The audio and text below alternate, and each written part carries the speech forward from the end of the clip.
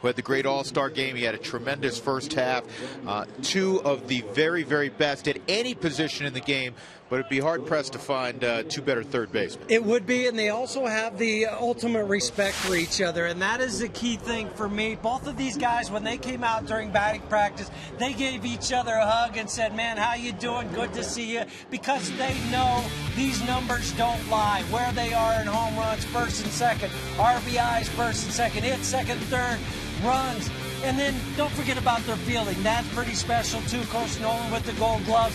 But this is one area that it's so much fun to be a baseball fan, because you go back to the May series when they met up with Nolan. He was 5 for 11, couple home runs, 6 RBIs. One of those RBIs was a game-winning RBI against Chapman. So that is fun to see. But then on the flip side, you got a guy like Todd Frazier, who can go out there. We saw what he did in the home run contest in his own ballpark, kind of put that whole show on his shoulders against the Rockies. 3 for 10, not to be outdone, a couple home runs, 2 less RBIs than Nolan, but it is going to be so much fun to watch these guys for 3 days. You know, at Frazier, you and I were chatting with him before batting practice today, and he said, I told Nolan, just give me one of those Gold Gloves. You can have the rest of them now and forever on. Just one, so I can put it in my basement. Well, I don't think he's going to get it, because Nolan has a lockdown on this, but this is the rivalry that you get and that competitiveness that you get with another player saying, hey, you're pretty good, but I want one of those too. Extreme mutual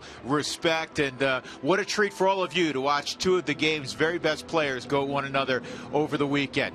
So it's the Rockies and Reds. Corey Dickerson back in the fold and in the starting lineup. Colorado, Cincinnati. Come on back to 20th and Blake with us.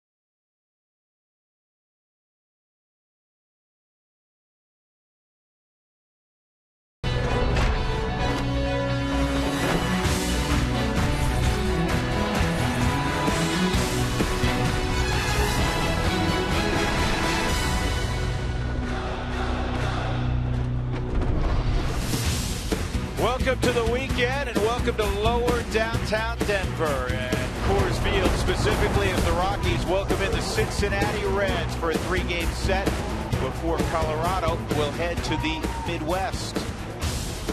On the hill tonight for the Colorado Rockies, Eddie Butler. Eddie, the last time we saw him, was pitching beautiful baseball in San Diego, and then the rains came and wiped out the entire game, but he was very good for 4 innings.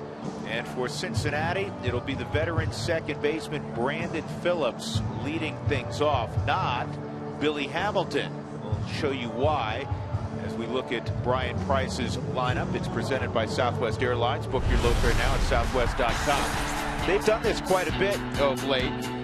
Billy Hamilton will actually hit ninth. It's the 41st time he's hitting the 9-hole. Brandon Phillips now up top. Then Joey Votto, who's always on base. He'll bat second. The aforementioned Todd Frazier, Jay Bruce, he's being scouted by a lot of teams. Marlon Byrd as well. Ivan De Jesus Jr. will be at shortstop. Tucker Barnhart behind the plate. And the pitcher, Anthony DeSclafani. I knew I'd butcher that. DeSclafani is on the hill. He'll bat 8th. They do that a little bit differently this year in Cincinnati. So when they first did it, it was against the Rockies in May, and they hadn't done it since 1933. So there you go.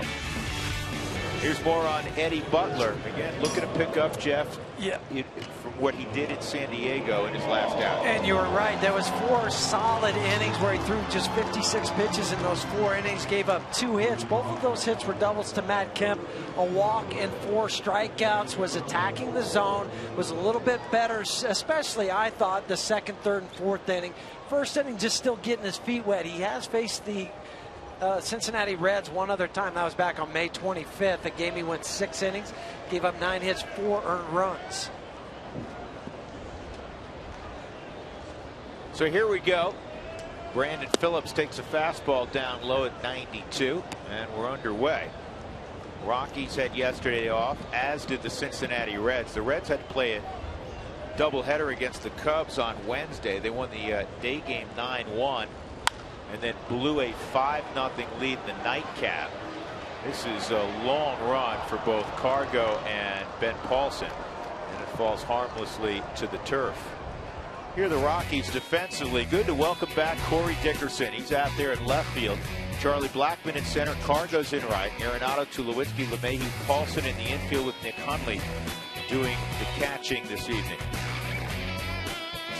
Corey in left field. Let's just see how long it takes before the ball's hit in his direction. The guy coming off a foot injury, you know it's going to happen within the first, I would say, the first 2 or 3 batters. That is a fair ball, and Brandon Phillips protesting, but not vehemently. 1 out. Rockies made a roster move today, obviously, to get Corey Dickerson active again. Rex Brothers was optioned to AAA Albuquerque, so Rex was up for a few appearances. He goes back down, and the Rockies now have a 5-man bench and 7 in the bullpen. For weeks upon weeks, they had the extra arm down in the bullpen. Well, Brandon, you're not the only one to be happy to see Corey back. Boy, that's a first pitch swing from Joey Votto. He doesn't do that frequently, and ground ball to second. LeMahieu with the play. 2 outs, and that'll bring up Todd Frazier. Now, this guy has had an extraordinary year. Jersey native, still makes his offseason home in New Jersey, but I'm going to share with you a stat that is absolutely startling. And Huey, I see the grin on your face. You know where I'm going with this. In his career at Coors Field, the greatest hitting venue in the sport, he is 3 for 28. I did a double check. I looked at this to say, was it 3 for 28 or 13 for 28? Because you expect somebody like Todd Frazier to put up those kind of numbers where it's like a hitter's ballpark. It's got a good batter's eye. He just hasn't done it. Yeah, I guess there's 2 ways to look at it, depending on if you're glass half full or half empty. From Cincinnati's perspective, half empty, you say, boy, he doesn't see the ball well here or whatever. Or you're worried about, if you're a Rockies fan, he's going to turn those numbers around. Pretty gifted player.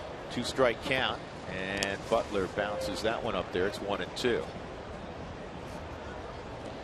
Todd is leading the National League in total bases with 211. He has 55 extra base hits. That too leads the National League. 1-2, and a one-handed foul ball. Paulson's going to give it a look, but it's out of play. You're saying one-handed. He's done that before, where he's hit the ball out with one hand. He did it in batting practice today. I don't think you're trying to do that in BP, and you know, everything's coming at about 58 miles an hour in BP, but somehow he got out a little bit front, and he one-handed one over the center field wall. He is strong. Here's Brian Price.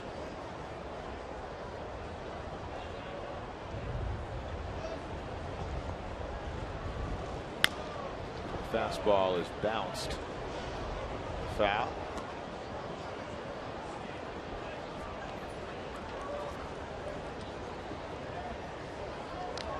Frazier, the product of Rutgers University. You know what? He's a Northeasterner through and through. With the heavy Jersey accent. Here's the 1-2. And that's ripped foul. Eli Sr. also is a Rutgers University guy. Yeah, 2-sport star at Rutgers. Eli played football there as well as baseball. You know they're going to get together a little bit. Tell some old Right. Jersey tales. Oh, of course.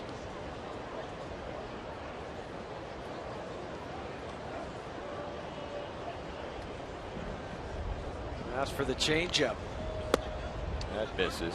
Ben Paulson was saying to me before the ball game that his dad had told him that it came down to Clemson at Rutgers, and I confirmed that with Todd tonight.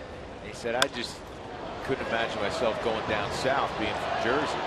Cargo will run this down, and a good strong start for Eddie Butler.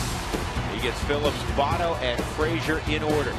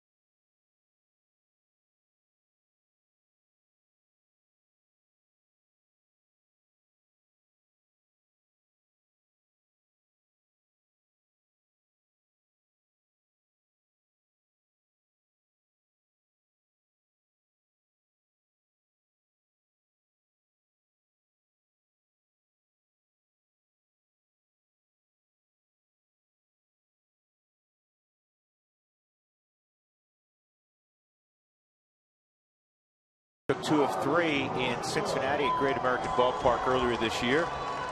Charlie Blackmon's going to step in first naturally at 292, 12 home runs. He's driven in 42. Here's the rest of Walt's lineup brought to you by Southwest Airlines. Book your low fare now at southwest.com. DJ will bat second. Tulowitzki, Cargo, Nolan, and then Corey Dickerson back in that 6th spot. Ben Paulson will follow. And it slides Nick Hundley, who's hitting 307 to the 8th spot in the lineup. That is a good-looking lineup. well, it is, and it's going to be a tough, tall order for DeSclafani tonight because he has not won since June 9th. You see his record 5-7, 3.99 ERA. Well, the first 12 starts, he was 5-4, but since then, his last 6, 0-3, 4.93. Opponents are hitting 286 against him during that time. Lately he's given up some home runs. Ball underneath the hands, and it's a 2-strike count. Early on, he'll throw a fastball 4-seamer and then go to a 2-seamer. What he likes to throw when he's ahead is a hard slider. Well, that was a fastball that got a lot of the strike zone, hit hard. Brandon Phillips has it, 1 out. That'll bring up LeMahieu. DJ comes in at 3:13. Well, see, DeSclafani and Frazier, they speak the same language. They're both Jersey boys. What are you doing? How you doing? What do you want to do later? So nobody else can get involved in Nobody the conversation except for you and Wow. And Dougie. That's right. Dougie and I, we can hang with those guys.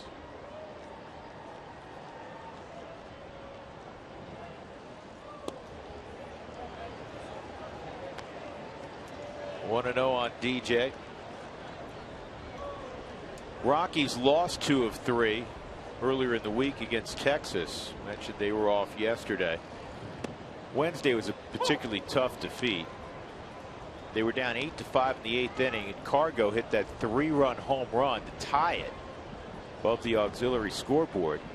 Rockies had all the momentum, and John Axford, who's been just terrific this year, had a tough outing.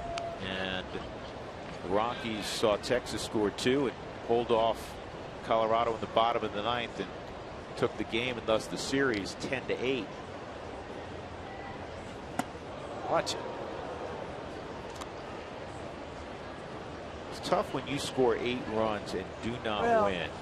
But there were some plays that weren't made in that game, other things that happened where it really they shouldn't have been able to score 10 runs. So yeah, you're right. I mean, you score 8 runs, you should win, but on the flip side, you didn't play clean baseball at times. Well, this has been an issue for DeSclafani. He's walked some people, and he walks DJ with 1 out. So you got some speed there. Troy Tulowitzki coming to the plate. Take a look at the Reds defensively. They've been a solid defensive team. Bird, Hamilton, and Bruce in the outfield. Brandon Phillips extraordinary at second base. Ivan De Jesus Jr. just his 3rd start at shortstop. He came up recently. Todd Frazier, Joey Votto on the corners. Tucker Barnhart is doing the catching tonight.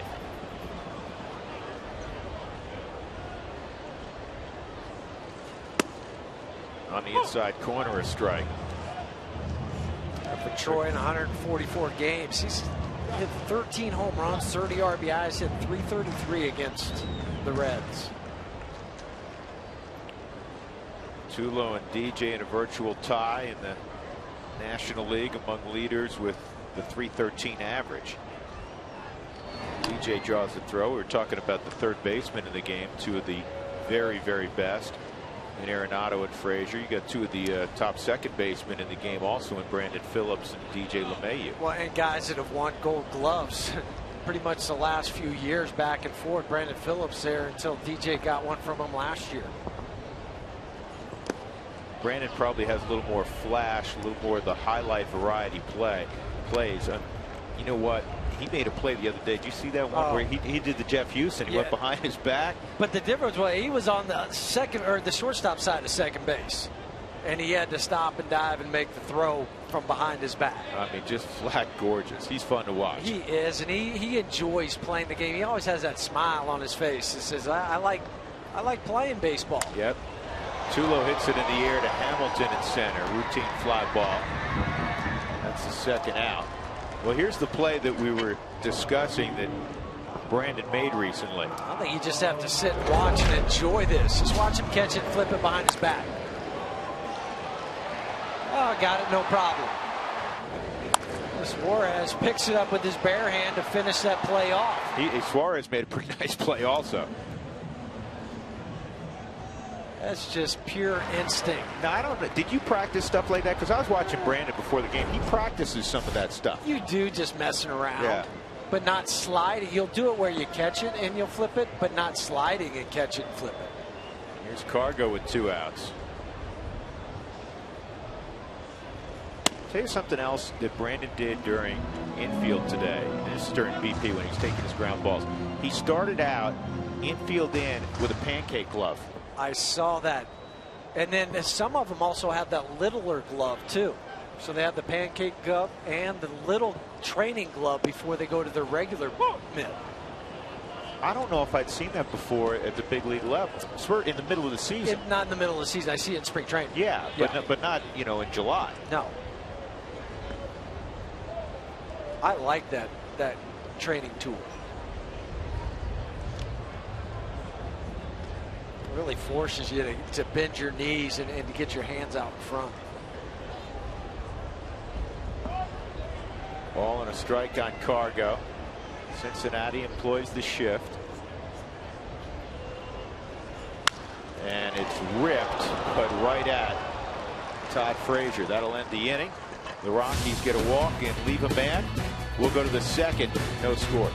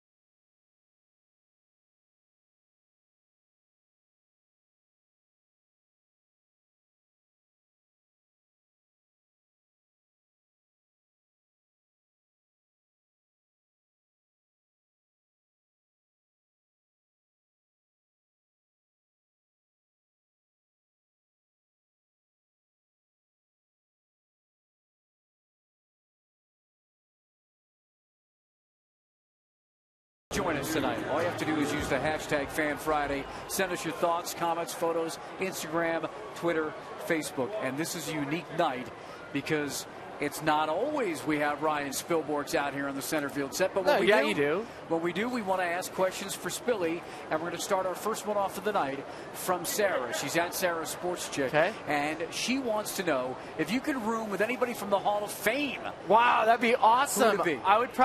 I think some of the thoughts that go through my mind, Jackie Robinson would be sweet. Yeah. Sandy Koufax would be sweet.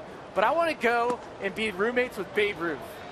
Babe Ruth would be the guy. The Bambino. I think I would be hurting a lot more than most days, but be with the Bambino would be amazing. Let's go back to Drew and Jeff. I remember when Jay Bruce first came up, they were calling him Babe Bruce. Yeah, he is Babe Bruce. Such a hot start. Yeah, maybe be his roommate. Well, here he is, Jay Bruce, a 2-0 count, and this is top toward Ben Paulson, and a nice exchange between Ben and Eddie Butler. And I like the way that Ben got around that baseball so he could just flip it and lead Eddie with the flip instead of having to try to kind of crossfire him, come back across his body. Notice how he circles it, and then that allows the flip to get out of the hand quicker. So right there, then you transfer, you lead the pitcher, he catches it, steps on the bag. That's the PFPs that you do in spring training for days on days. And that's 71 career games, and I don't want to jinx it now.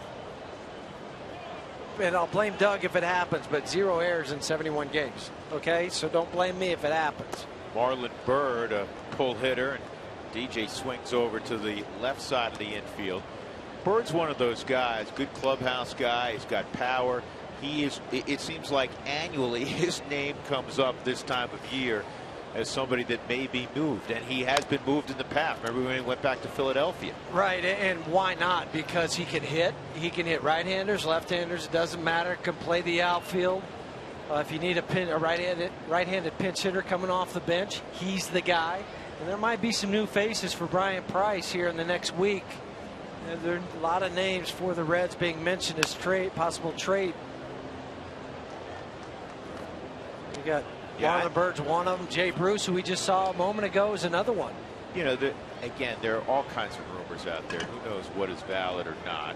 They're not going to move Todd Frazier, but Johnny Cueto's out there, who's going to start tomorrow. Joey Votto, supposedly Joey Votto is not immune to being moved in the right deal. It's played by DJ 2 outs. That's good communication between DJ and Troy. It's something that you learn after playing these shifts in spring training. You just watch DJ as he puts his hand out. Okay, so here he is, and he'll end up catching the ball right over in this area, but watch him put his hand out and tell Troy, I've got it. Okay, so right now there's no confusion, no running into each other, or somebody thinking the other guy has it when he doesn't. Here's Ivan De Jesus Jr. at the plate. You look at Troy and DJ. Rocky straight up defensively. And this will be Troy. Pats his glove, throws sidearm over to Ben Paulson. A lot of mishit ground balls. 5 of the first 6 hitters. That was a 7-pitch inning. Well done, Eddie Butler.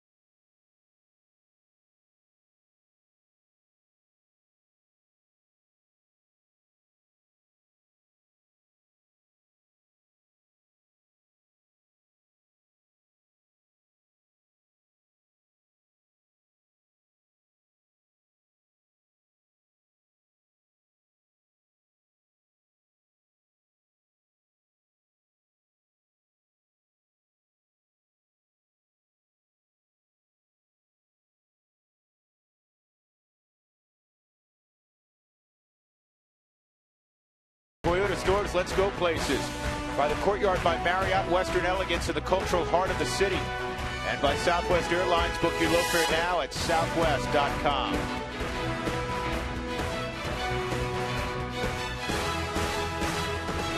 Bottom of the second inning at Coors Field Friday night with Jeff Hewson and Mark Stout. I'm Drew Goodman. Stepping up for the Rockies will be Nolan Arenado to face Anthony DeSclafani. 5-7, 3.99 ERA. First pitch swinging, and it's a towering pop to left center field. Billy Hamilton closing. He'll make the catch. DeSclafani originally with Toronto and then was traded to Miami, and then he came in the Matt Latos deal in the offseason to Cincinnati. So gives you an idea how much Cincinnati thought of him, that they would let Latos go for this prospect. He is a rookie, did hit the big leagues last year with Miami, was their 2013 minor league pitcher of the year. A 25-year-old drafted in the 6th round by Toronto just a few years back in 2011, 199th pick overall. Fastball sit about 92 miles an hour. Almost on cue. He throws 192 with a little sink on it. Also a slider, changeup, and curveball, 4-pitch mix. Corey Dickerson got some at bats in A-ball, and Modesto a couple games there, and then with Albuquerque had a hit last night. Lined out another time, had an RBI single, in fact his first time up with the Topes last night. It was just nice to talk to him in the locker room today, and you could just tell how happy he was to finally be back out on the field again. And after sitting out, as we showed, since his last game on June 16th, a lot of sitting around wondering what's going to happen. The difference this time was he spent 2 weeks in that boot, where last time it was 4 days, and he thought, I think that's what really got him over the hump, is allow that foot to calm down.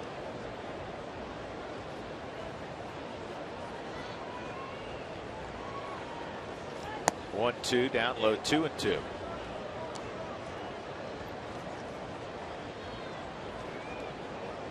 Rockies 10-6 against the Reds the last 3 years. Cincinnati hasn't fared well here very frequently. 7-17 their last 24 at Coors Field.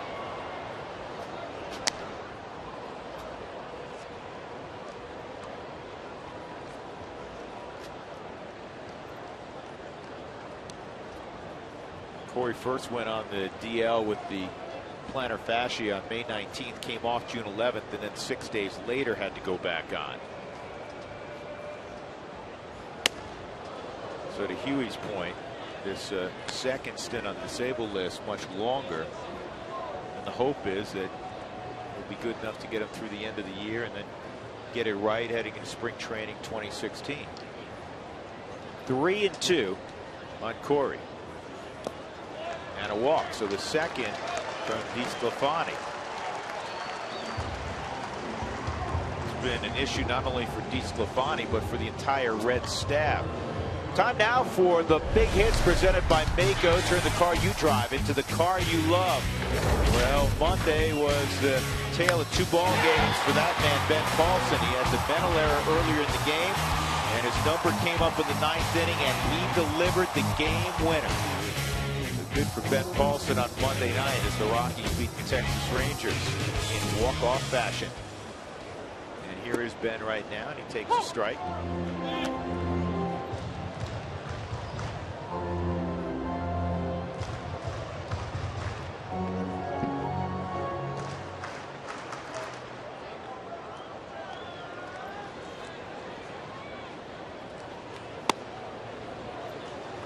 You see Corey out there at first.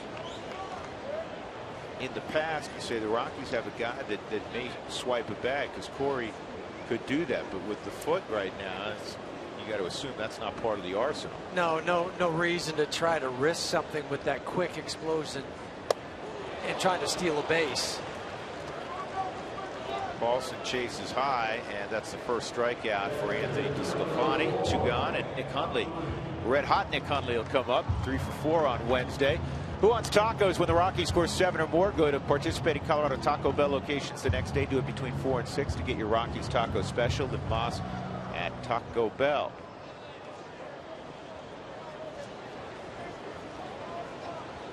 Yes, it is a pretty nice luxury when you can put a guy hitting 307, 7 home runs, 32 RBIs. Say, okay, that's going to be my 8th place hitter. Well, the Rockies were down. We were talking about that 8th inning on Wednesday. They were down 8-4, the bottom of the 8th. Nick Hundley pops one over the left field wall to make it 8-5, and then the Rockies got some traffic, and that's when Cargo went deep and tied it up.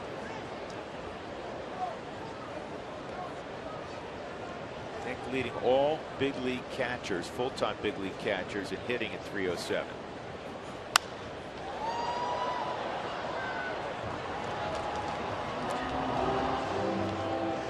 Using the whole field, Jeff, better now than perhaps at any point in his career. And that's been the difference for him. I think in the past he felt like because he was a catcher, I've got to hit these home runs, I got to be a power guy. So, he's hitting 233. Now he has 21 hits to right field, 28 to center, 28 to left. So that there tells you that if they pitch him away, he'll go ahead and hit it that way for a double if that's what you want to do. If you come inside, I still have the pop to hit a home run.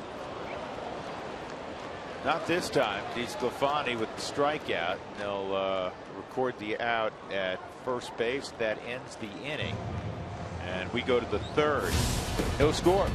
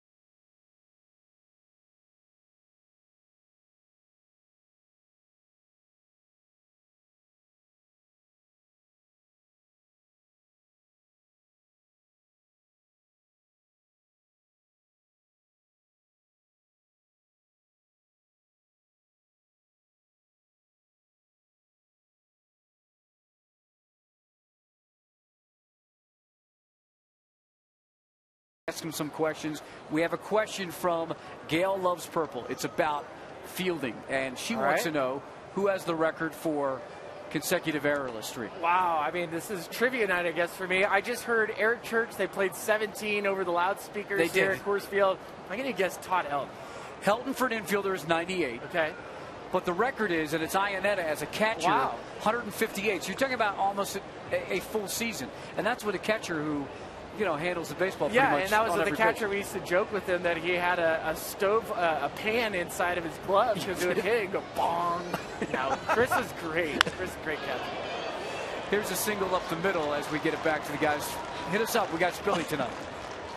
First hit of the ball game. Yeah. I'm sorry. I'm laughing at that comment from Spilly. That was a good one. It's not the first time I've heard that about a player, though. You got a skillet instead of a glove. Yeah, there's all kinds of lines that are shared in the dugout, aren't there? Yeah, and some of it aren't appropriate for TV. Or many. DeSclafani will come up in a bunting situation. Again, the pitcher batting 8th for Brian Price. Tucker Barnhart at first base, the Reds catcher. He bunts it hard. You can go to second if he. Tucker's a little bit faster than a quote average catcher, but he's not. He doesn't have the great wheels. So look for it immediately if he bunts it hard to go to second base.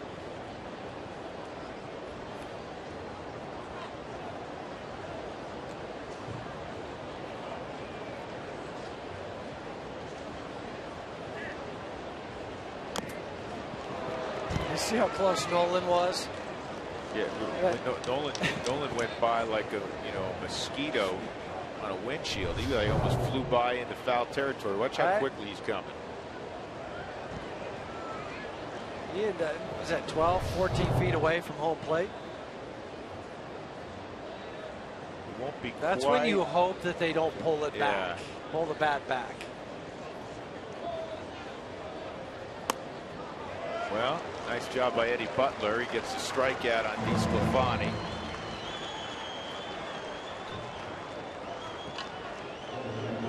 First of the game for Eddie, and that'll bring up the very fleet Billy Hamilton. Billy turns sideways, man. You can't really see him. There's a couple speedy leadoff type hitters. D. Gordon. I mean, how about that, a foot race?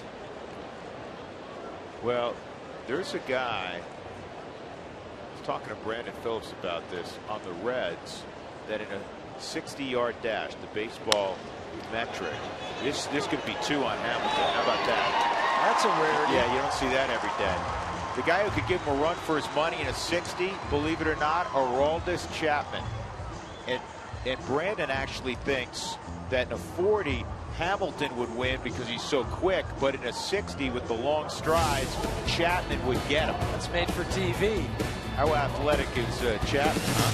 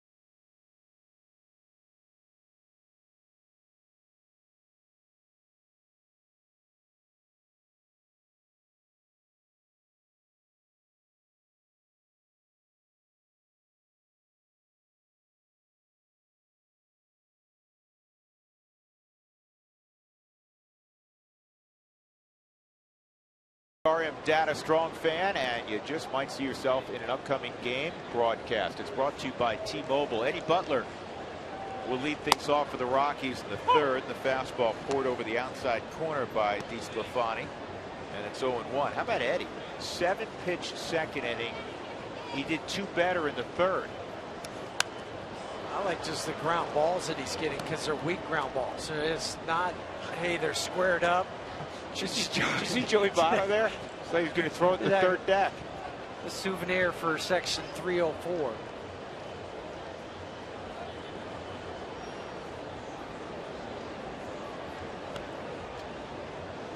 Two strikes on Butler, looking for that first hit.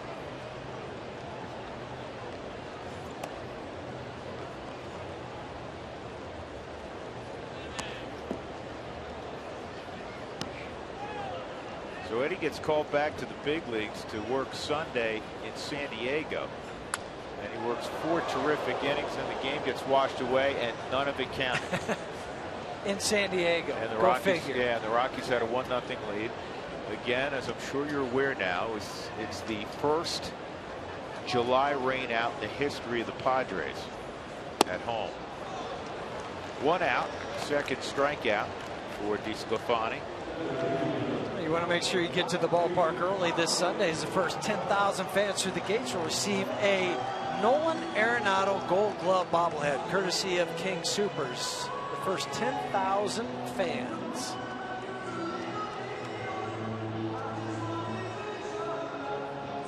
Today's bobblehead is this man right here, Charlie Blackmon. See, beard and all. Charlie's autograph, and here's Blackmon at the plate. I actually think they should rename Nolan's bobblehead the non-bobble. He doesn't bobble anything, right? No, he doesn't. But then would it be a bobblehead?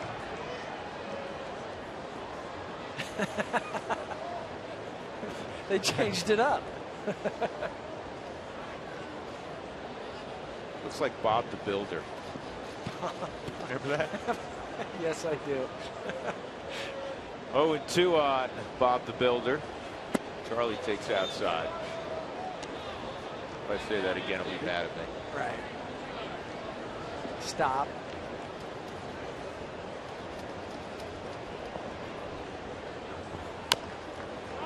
That's off his foot.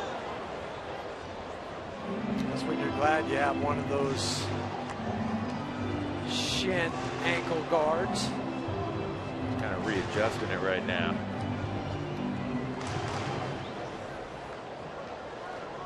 That could be the bobblehead next year. That took a lot of work. That's ZZ Top-esque.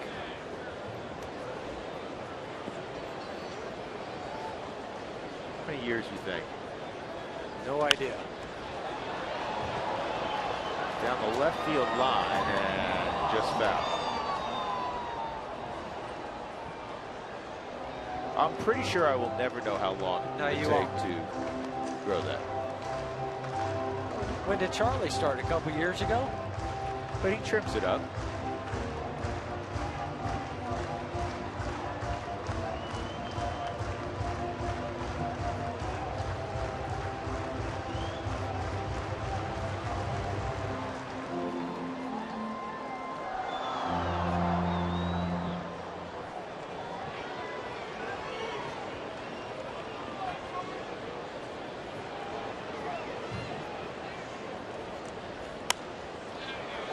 This one's popped up, foul ground. Long run for Frazier, and he's going to get there.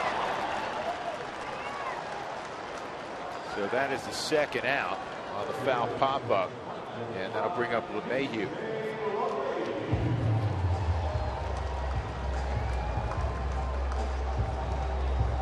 DJ's riding a 13-game hitting streak, batting .423 during the stretch.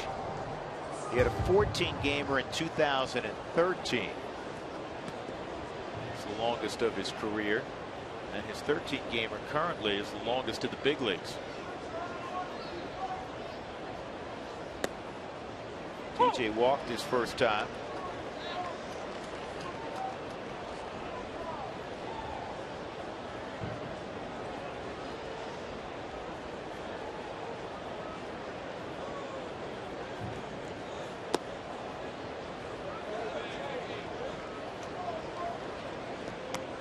Been one hit in this baseball game. Tucker Barnard has it. Carlos Correa's second 8-game hitting streak. He's going to be a special player. He already is pretty good. He is already pretty special. The #1 pick in the entire draft, native of Puerto Rico, starring now for the Houston Astros. Another good crowd in Coors Field, just settling in on a Friday evening. Great crowds for Texas before the All-Star break. A 4-game set against Atlanta, nearly 160,000 at Coors Field. 1-2. Swung on and missed. So right now, DeSclafani and Eddie Butler have got it going as we go to the 4th, top of the order again for Cincinnati.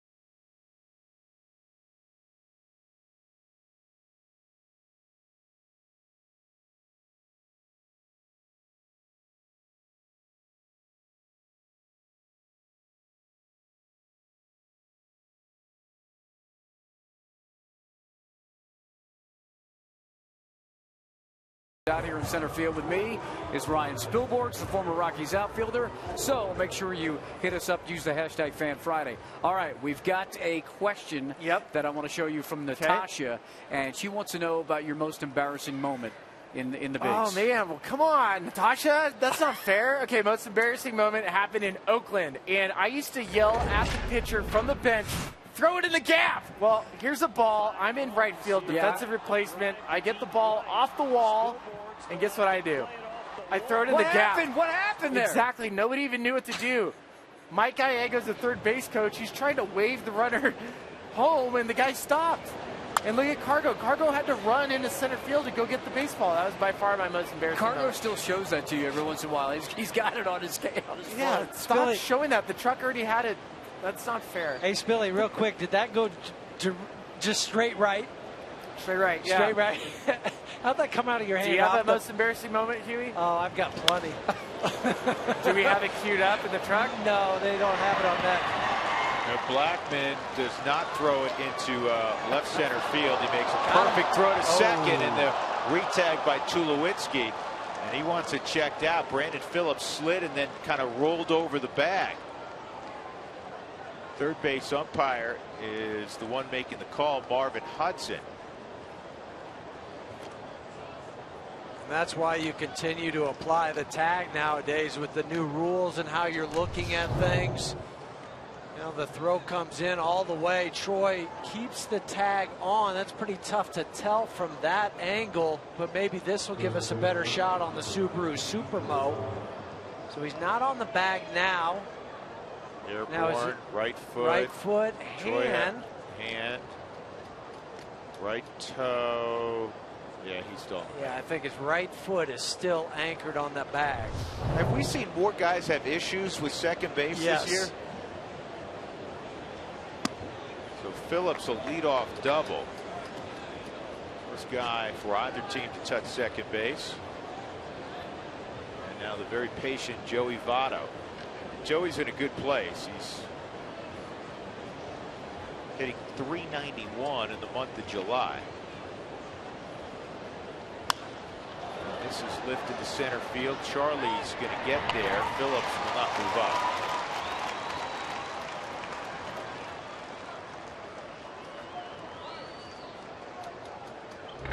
Well, there were so many great moments with the All-Star game, but on Monday night, with the way they did the All-Star home run derby with the time limit, and then the hometown crowd rooting for Todd Frazier and taking him over the top, it really turned into great theater. The way they did it this year, I just thought was fantastic. To put the time limit on there, and then you're wondering when do you take the time out, but then to come down to your last swing and you hit it out to beat Jock Peterson while your brother's showing batting practice to you. It's about the only time a clock should be used in baseball. Frazier hit a fly ball to right his first time. He takes ball one. Frazier holding his 16-month-old when they got the trophy, when he got the trophy. And I said, you got to blow that thing up. And he said, yeah, I'm definitely going to do that. Go on the wall in his house.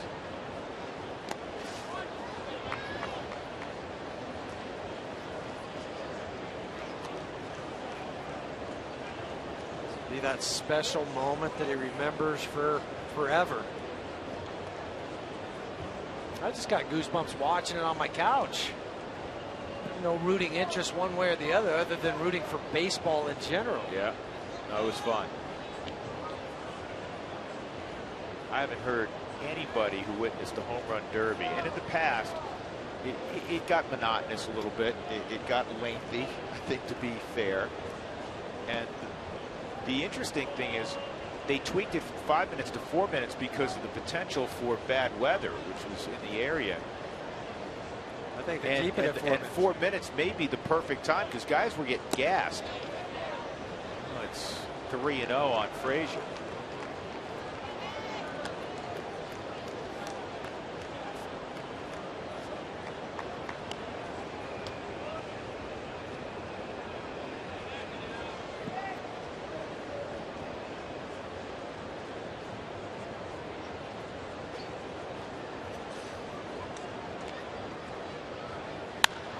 Swinging 3-0, line down the line, fair, and that'll bring Phillips home. It'll be back-to-back doubles. Not exactly back-to-back, but 2 doubles in the inning produced the first run. Well, he just had a feeling he was going to swing 3-0. A guy that's 63 RBIs now make that 64. Inside fastball, a little above belt high. For his 29th double this season. We showed a graphic in our open just comparing the 2 third basemen in this game and just their numbers where they rank, and they're both either 1, 2 in many categories. Breaking ball misses to Jay Bruce. A little comebacker his first time up. Jay hitting .306 in July. Really played well the last 3 months. He got off to an atrocious start in April.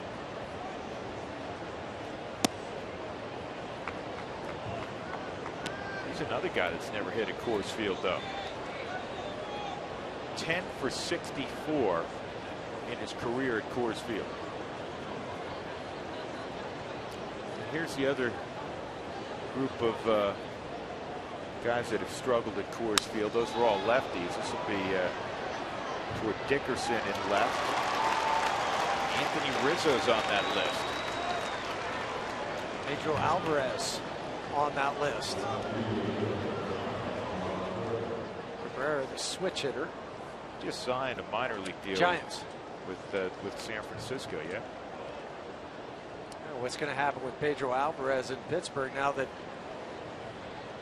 got one of their original guys back. The trade with Milwaukee. Marlon Byrd. Outside on Byrd. 8 different major league clubs in Marlon Byrd's career. Some guys have a career like that, and it's not that they're not good players. Obviously, a lot of teams wanted him. He's always been great in the clubhouse, good leader. But he's one of those guys that's moved around a lot. Remember Mike Cameron? Cameron was like that. And I don't know if you ever overlapped anywhere with Mike, but Mike was he's a terrific guy. Yeah, who knows? Who knows? But wherever he went, seemed like he was playing on a winning team. That's right. That's right. Reggie Sanders was that way. Reggie, the former Cincinnati Red. Mike Cameron's son was just signed. Daz a couple weeks ago. He's a supplemental #1. Here's the 1-1 on Byrd inside, 2-1. To get back to Pedro Alvarez for a minute. Ramos Ramirez was the guy that was just traded from Milwaukee back to Pittsburgh. So what's going to happen with him? I know he's been playing a lot of first base. Not too much third anymore. Well, Ramos is going to retire, but 12 years to the day from when he left Pittsburgh, he goes back there. Did you see that? I did. Literally 12 years to the day. 3-1 on Marlon Byrd. Run in for the Reds. Phillips doubled, and then Todd Frazier doubled on a 3-0 pitch.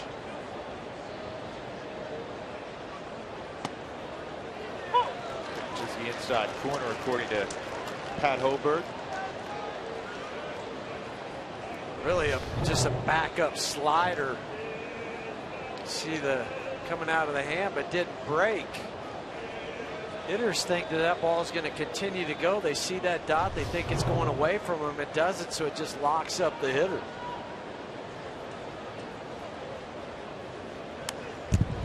Same pitch, same location, but that was the emergency hack from Byrd. Yeah, Dougie just handed me a note. Cameron in 17 seasons played for 8 different teams. Look at this pitch, same spot, but this time he said, I took it last time for a strike. I got to swing and hope I foul it off.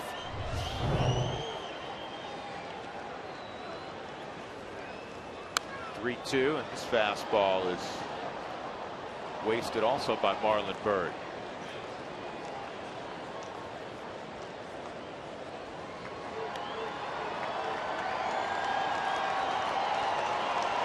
This is game 1 of a 6-game road trip for the Reds. Rockies will head to Wrigley Field in Chicago after the ball game on Sunday. Play 3 against the Cubs, then move on to St. Louis.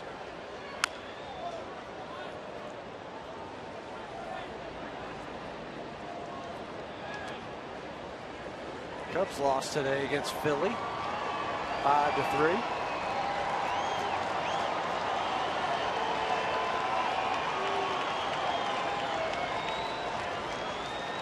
Mets are having a big offensive day against the Dodgers. Two runs. They're only down 7-2.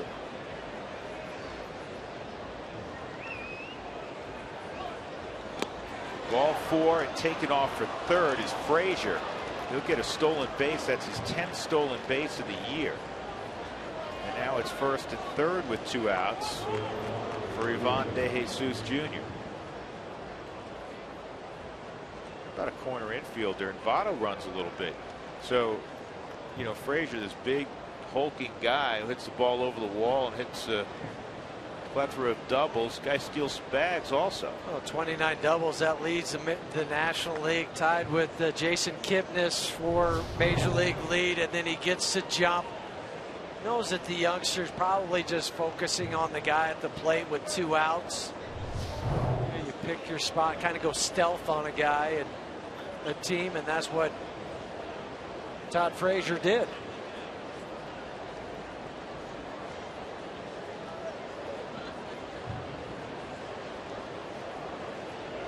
DeJesus hit a ground ball to short his first time up.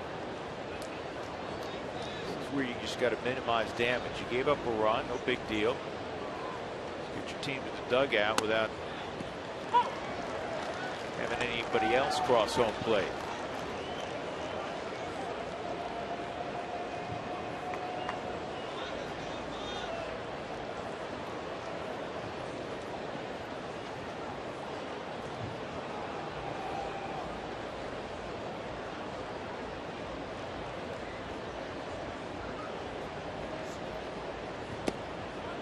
DeJesus was hitting above 300 in Louisville when he was called to the big leagues.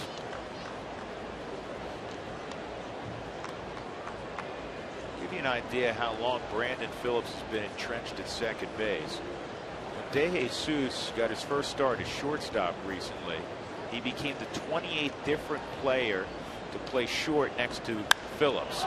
This ball's really well hit left center field. The lead, no catch by Blackman. It'll score 2 runs on a double by DeJesus, and it is 3-0 Cincinnati.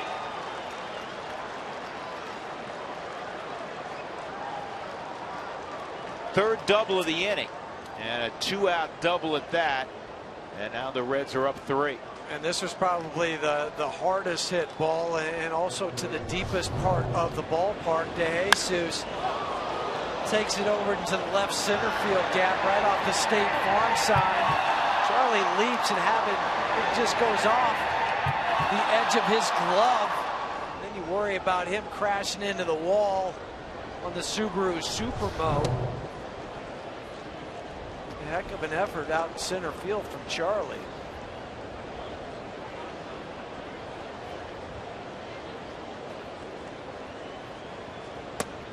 Another look at that ball off the glove of Charlie and how close he came. You can't time your leap anymore. He just didn't have enough to get there on that hard hit ball. So Butler will walk Barnhart to get to the pitcher, DeSclafani.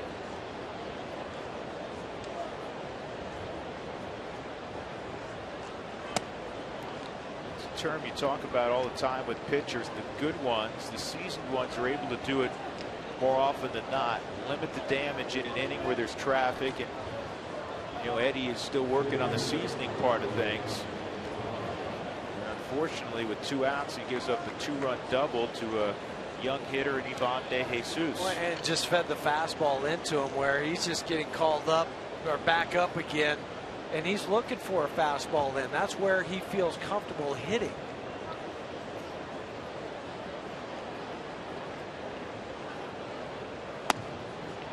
Yeah, just watching DeSclafani in the box, it doesn't look like he's real comfortable, but he has a 226 average, so he's had to have done something right on a handful of occasions.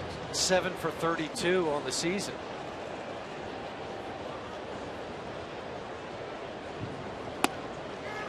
He wasn't comfortable with that slider. No, 0-2.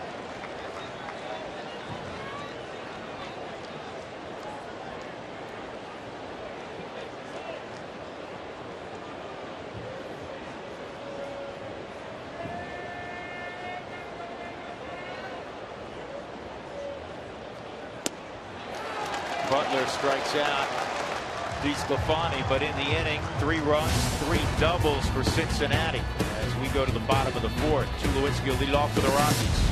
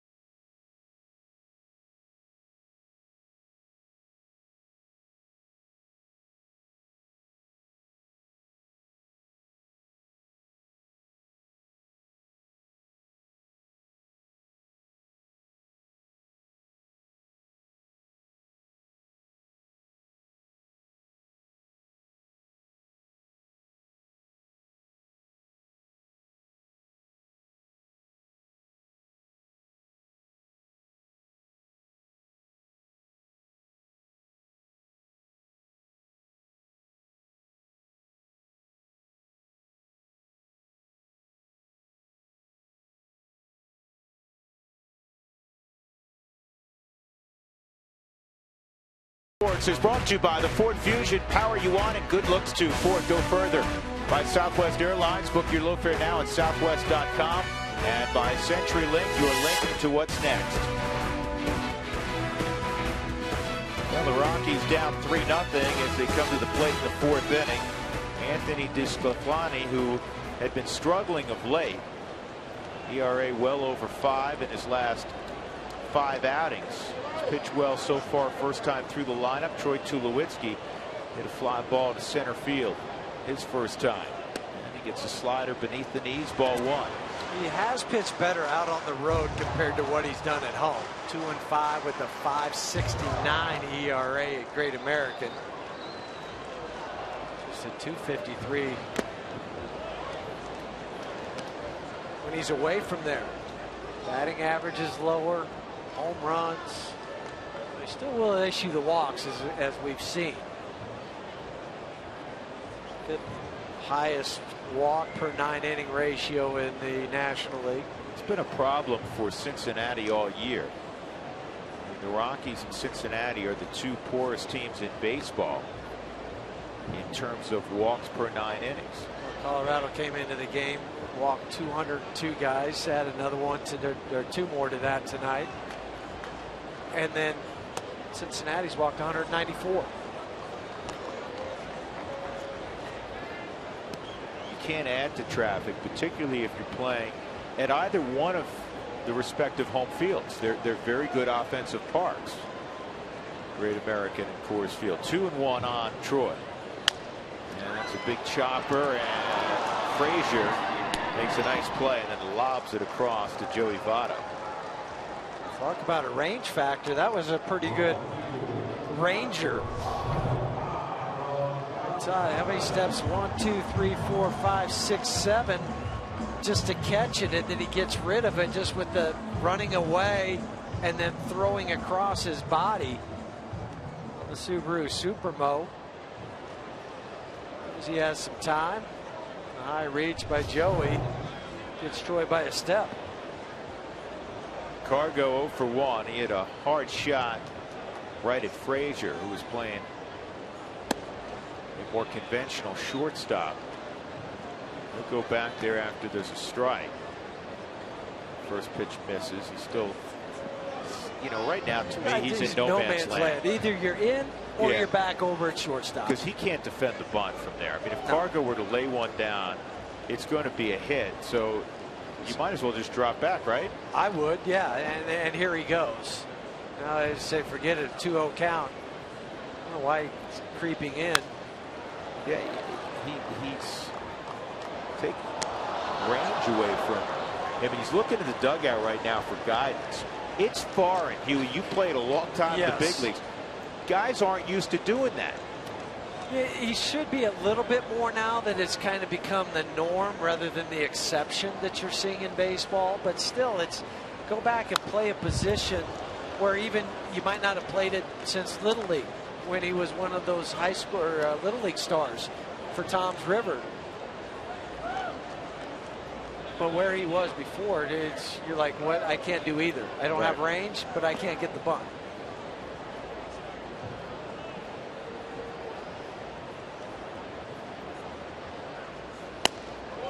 And the strikeout of Gonzalez, 2 outs. That's 4 strikeouts now for DeSclafani. Arenado, fly ball to center field, his first AB.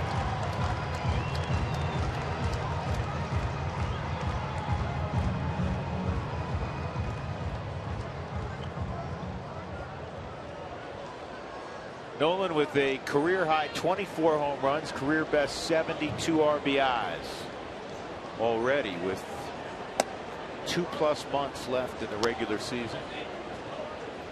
Rockies without a hit here in the 4th inning.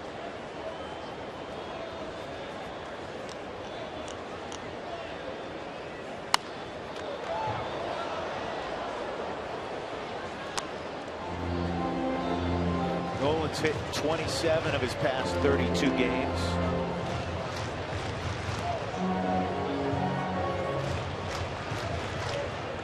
Led all of baseball with 33 ribbies in June. That's a big chopper to his counterpart Todd Frazier, and it's another 1-2-3 inning for DeSclafani. As we go to the fifth, the Reds leading 3-0.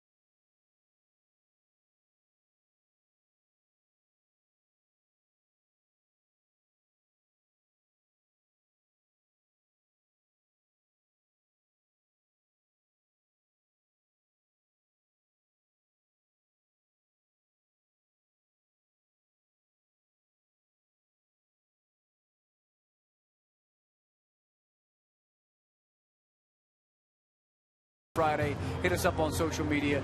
We've got some questions for Ryan Spilborghs. This one from Katie about the home run derby. I'm assuming you like the new format. I love the new format. It's great. It's exciting. How can you not like it? How many home runs did you hit in your career? Over 40? 42. Okay. Good. So if you could have someone pitch to you, who would it be in a home run derby? Who did you own in your career? Jamie Moyer. Jamie Moyer. I would send a limo to go pick him up and then make sure he got to the field in time. But it's because he threw 80 miles an hour right in my bat speed. So he laid it through harder, yeah. All right. How about former teammate? You're buddies with Garrett Atkins. Garrett Atkins would be a good guy to throw me BP, but he throws a lot of cutters. I would want Rick Matthews. Rick Matthews, former, well, he's still working. All right, Huey, I know how many home runs you hit. Yes. So who would be the guy you would want to throw you home run derby BP? Jamie Navarro. Really? Yeah, I'm with Billy. Yeah, I'd send a limo to get him. Do you guys ever do that? Like, I mean, I know you always do it in BP for fun. Was anything ever on the line where?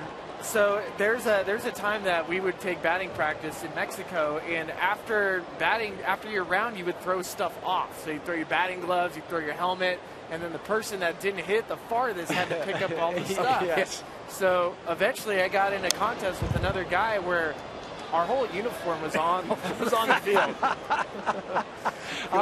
We used to do it and said whoever hit the home run or the most home runs, they didn't have to pick up the baseballs at the end of the batting practice. Yeah, that session. one works too. So, it's just fun to see all this stuff. I know. I agree. I hadn't thought about that one. I like that. I like that idea. You'll have to suggest it tomorrow. Yeah, I will. I would think. I'm trying to think on the staff now. I'd probably have Tommy Runnels throw it, and I know Tommy's done it for Cargo, but Tommy was also a coach of mine down in the minor leagues. He was good. Rick Matthews is known as Iron Mike after the pitching machine. There's TR. Huey, whenever you hit batting practice, did you find it beneficial for you to try to hit homers during batting practice? Because for me, it was a joke. I mean, I'm not going to run into him. I know Billy Hamilton, if he hits a homer, should be put on timeout. Right. You know what? You'd get into those rounds at the end where you feel like I've got to do it because everybody else is doing it. But at the same time, it did me no good. I don't know why I was trying to do it. I remember not to throw Todd Helton under the bus, but I'm going to because it's great. I don't get opportunities. He kicked me out of his group, so I had to hit with Holiday because Holiday was hitting it so far. He was tired of seeing the ball go that far. You got to know which group to be in. You can't be with the home run hitters if that's not what you are. Exactly. I remember a group Todd wanted to quit. This goes back a few years ago in spring training. Way back on what it was at Field 5, way on the backside back in Tucson. Ian Stewart, who could hit him a mile. Matt Holliday. I think Hop Brad was Hop, in there yep, in for that sure. group, and Helt was in the group, and Helt said, "I'm quitting this group. I'm yeah, moving I'm into gonna the Corey group." Sullivan. I'm gonna hit with Spilly. Because that'll make me feel better. Yeah. You got to know your strengths. It's all about confidence, right? Exactly. Why be something that you can't? He would put you in the Jamie Carroll group. Oh, I'll take that group. Yeah. I'll take that group. Billy Hamilton's been a nuisance at the plate. He keeps fouling pitches off. Here's a 2-2, and now you're going to have to hustle. Here comes too low. That is an extraordinary play. The ball came up a little bit. He actually had to reach up shoulder high a little bit behind him. Yeah, and it's an in-between hop, but he knows that he can't sit back and catch this ball with this momentum going away from first base. So he comes and gets it, and right now you're saying, oh goodness, I'm in a bad fielding position. I'm not going to get a good hop. And then it goes into his glove and then makes a transfer and the strong sidearm throw. Wow. I mean, do you see where he caught that? He caught that at his hip behind him, not how you would teach it. But knowing what speed is and what it will do to you, that's your only play. And now he's saying, okay, thank you. I got a little bit slower guy running and a little different hop.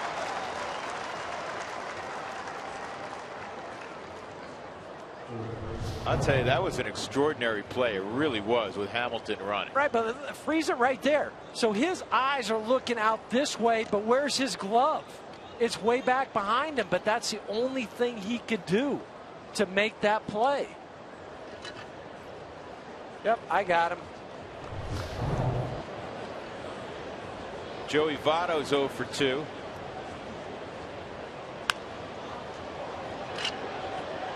The Coors Light Cold Hard Facts are brought to you by Clean, Crisp Coors Light, the game's most refreshing beer.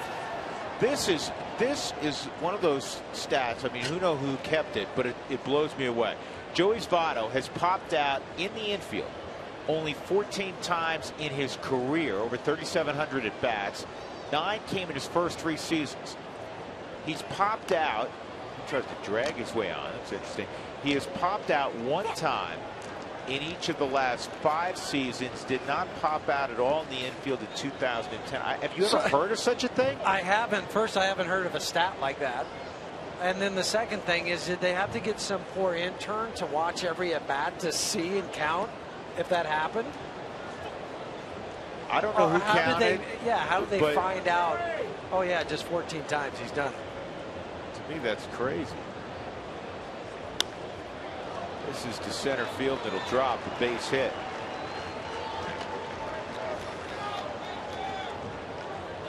Joey Votto on that swing, he had choked up on his bat about as much as Barry Bonds did when Bonds was doing it. Look how much space there is between his bottom hand and the knob of the bat. And then he just drops the barrel of it to hit that ball. I mean, you can put about a half a hand in between the barrel and the knob of the bat. I mean, excuse me, his bottom hand and the knob of the bat. So few players do that now. Frazier hits it to Arenado. That was a staple in Little League. Choke up with 2 strikes. Yeah. Nolan throws out Frazier. Middle of 5. The Reds 3. The Rockies without a hit.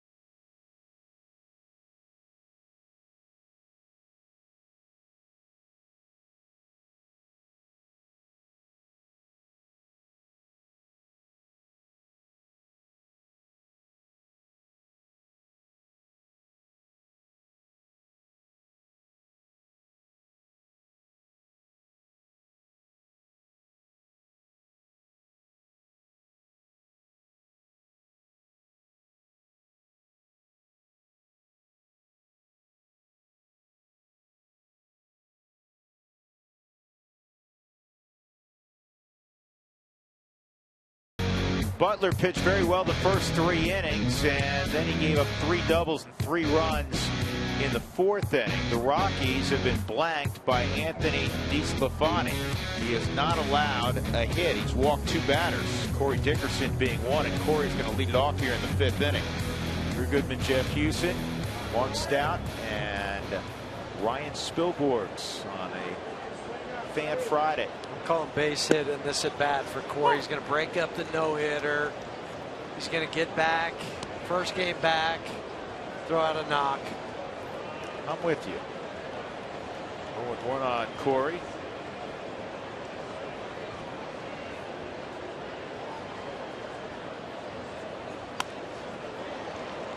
Two-strike count.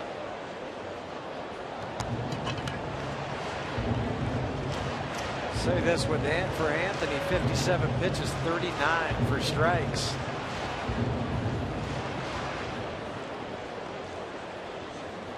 Just a couple walks, or that total will be, strike total will be higher. 4 groundouts, 3 flyouts. There it is. See? You called it. There it is. Opposite field knock. Corey Dickerson leads off the 5th with the Rockies' first hit. Welcome back, Corey. What's the old line? He could hit it Christmas morning. Yep. Well, it's July 24th, about 8 o'clock at night. He can hit then too. Subaru Supermo ball is up. He keeps his hands way up. I mean, look at that ball right up in that area. Not a strike. Now. Not many guys can handle that, except for Corey. You can hit him above his shoulders and below his ankles. Ben Paulson has seen 4 pitches. He struck out on 3 pitches his first time, and that's a called strike.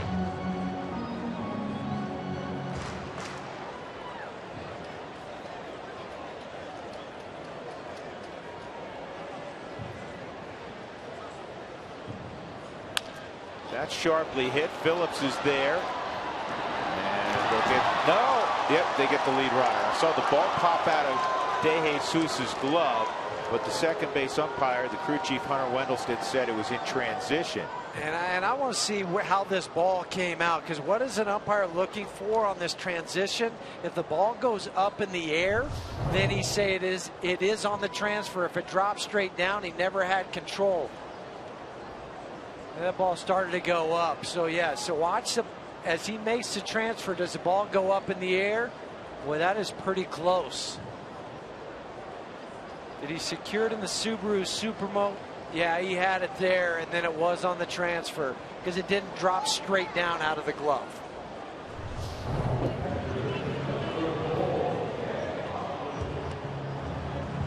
Hunter Wendelstedt, correct call. Nice call.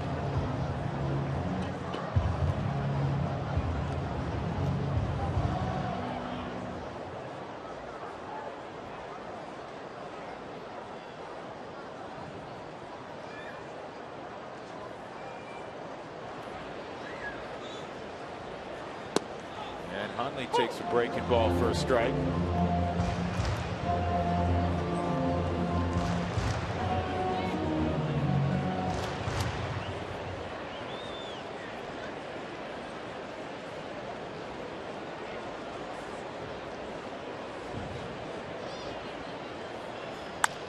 This ball driven right center field, and Hamilton lays out, can't get it. Paulson around third, he'll score. Hundley heading to third. Nick's going to have a run-scoring triple, and it's 3-1.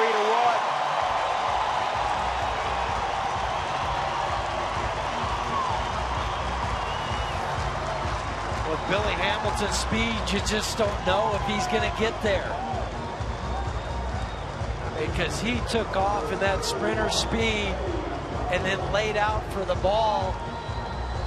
But it was slicing away off the bat of the right-handed batter. Look at the ground that Billy closes with. He gets by and then sits underneath the fence. Boy, just inches on the Subaru Supermo. And then for the 3rd time this year, Nick Hundley has a triple. Great effort by Hamilton. Nick Hundley with his 33rd RBI. Now Butler, the infield's back, get it in play, and I know easier said than done for a pitcher. Get it in play somehow in the middle of the diamond, away from the pitcher of the corners, and Nick's going to score. I'm a little surprised that they don't pull the infield in with the pitcher. I know you're up 2 runs. Conventional wisdom, you play it back, but with a pitcher up there, why not suck everybody in? Well, and as a safety squeeze attempt, Mudley scurries back to the bag. It's 1-1. And maybe they do it now, but you know, Eddie's 0 for 17 on the season. A young player.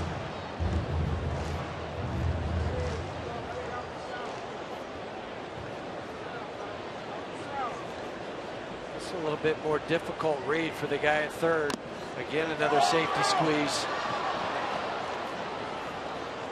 I was going to say it's a more difficult read if the infielders are back because you have to wait for it to get by the pitcher. Sometimes that's hard to do. Now with 2 strikes, do they bring him in?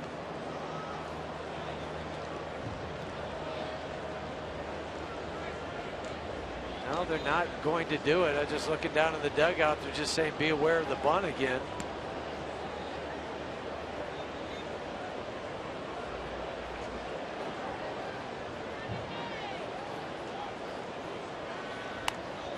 Got the bunt down.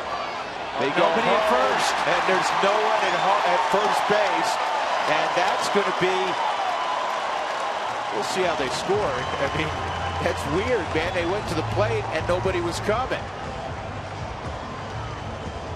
And had he looked at first, there was nobody to throw to. Right. So to me, it's got to go down as a base hit because there was nobody. That's for Eddie, his first hit. Yeah, because nobody was at first. So you see Joey Votto come in. He's saying check the runner. Scalfini just flips it backhand, but where's Brandon Phillips? He's not over at the bag. Hey, however it gets done, you do it.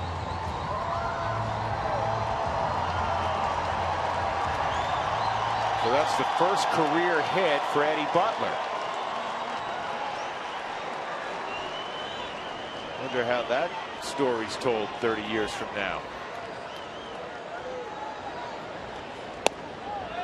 Charlie takes ball one. Let's look at this again. Now, yeah, the first baseman coming in here. You have the second baseman should go over to the bag, but he doesn't do it. So you're charging hard. Even Brandon Phillips kind of got caught watching that whole play.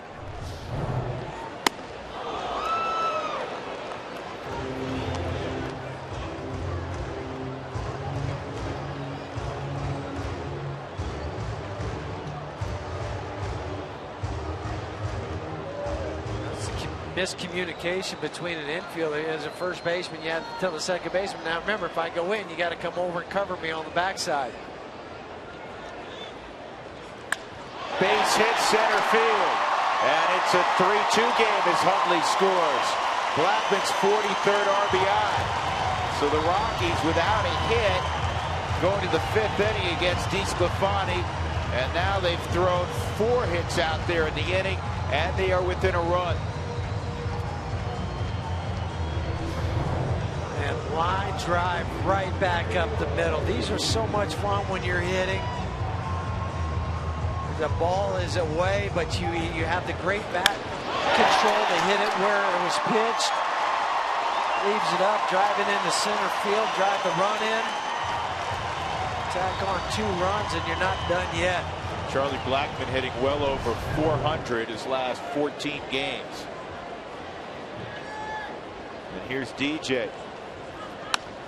DJ hits this ball high in deep right field. Bruce not going to get it.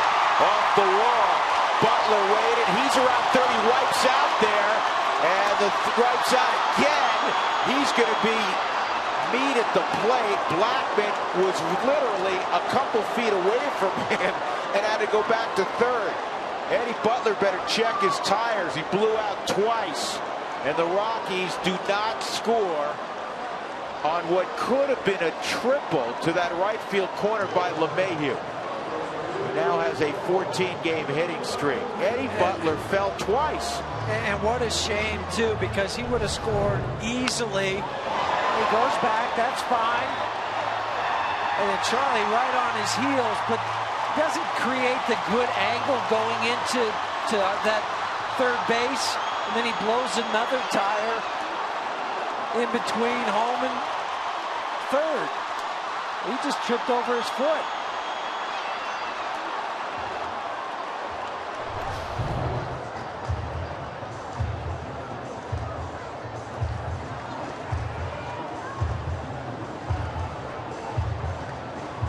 So it's 9-4-2 on the putout at the plate. Yeah, the pitching coach, Jeff Pico, out to try to settle the youngster down because he's been hit all over the ballpark. But Eddie just didn't get wide enough coming into the bag at third base, and he tried to cut the corner too quickly. That caused him the first time, and then he stumbled over his foot the second time. Right man at the plate in Troy Tulowitzki. He has been on fire the last couple of months. Cost DJ an RBI in a tie ball game. This is fouled off. League leaders brought to you by your Colorado Hyundai dealers. Troy's hitting .472 with runners in scoring position since June 1. Buster Posey right on his heels. Xander Bogaerts of the Red Sox, and then the underrated Michael Brantley of the Indians.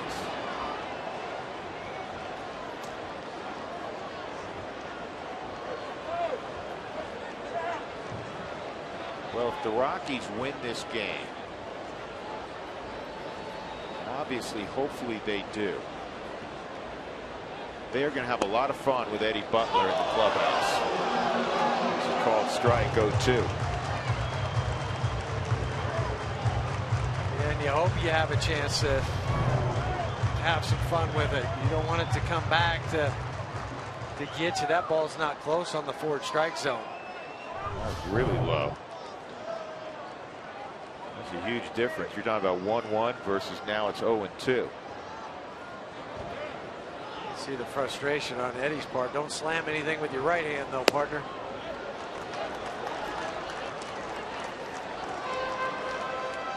You ever recall seeing a guy fall twice? Not in one play. You know, part of the problem too is I know he's going back to the bag, but with one out, you want to go halfway. No outs, yeah, you go back to the bag, but one out, you go halfway. If he does that, he doesn't have any problem scoring.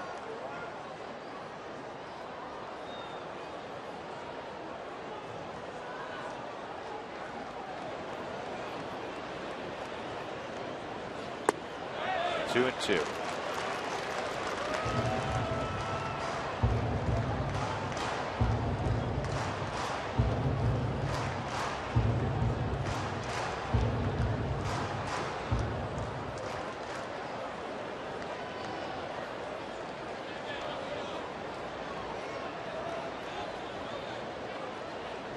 Charlie's at third, DJ at second.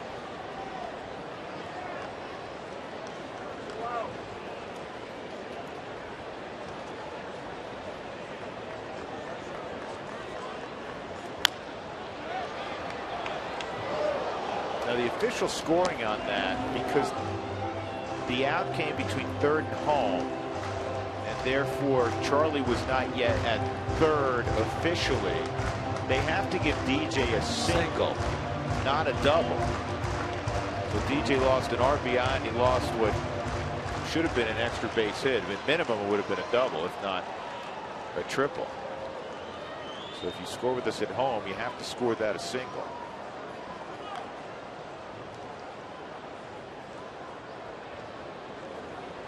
DJ with that base hit has matched the longest hitting streak of his career at 14 games.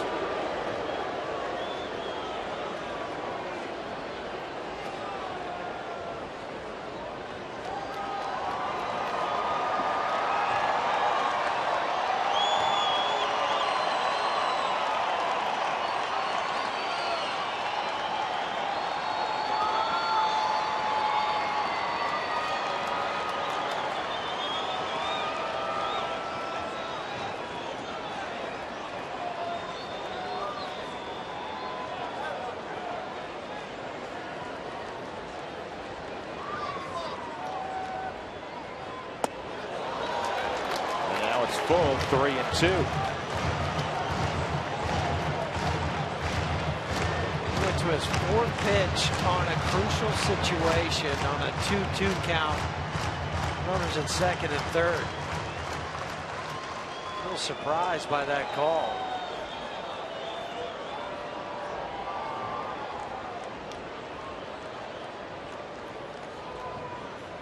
Troy drives it just foul. He broke his bat. Yeah, he got it off the end a little bit.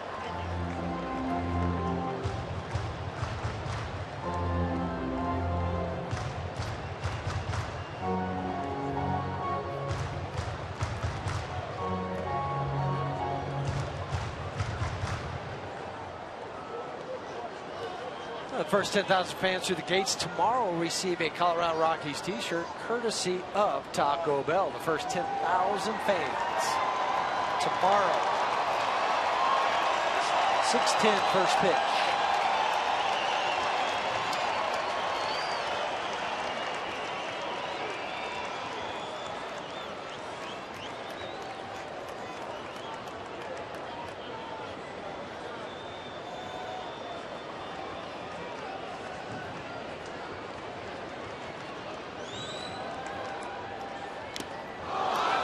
It.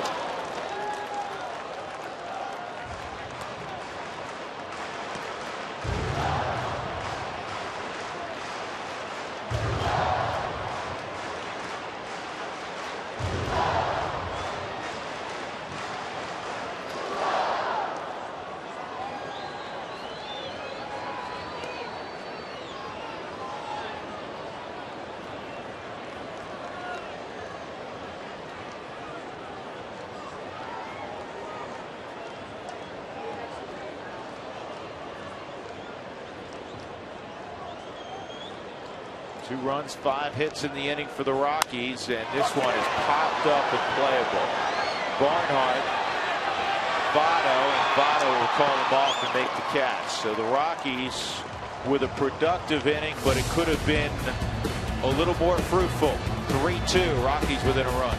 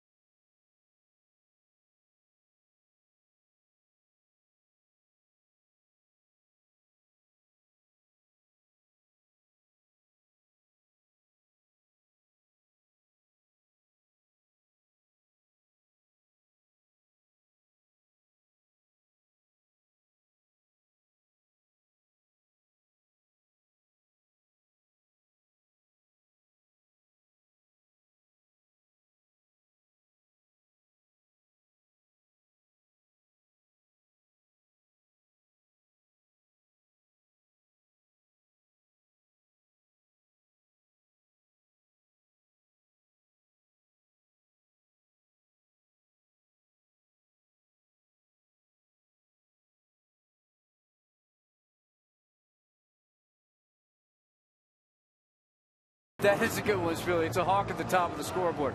It's a Fan Friday. We're having some fun with Ryan Spilborghs in center field. So we're taking your questions. Use the hashtag Fan Friday on social media. All right, here's one from Tony in New Mexico.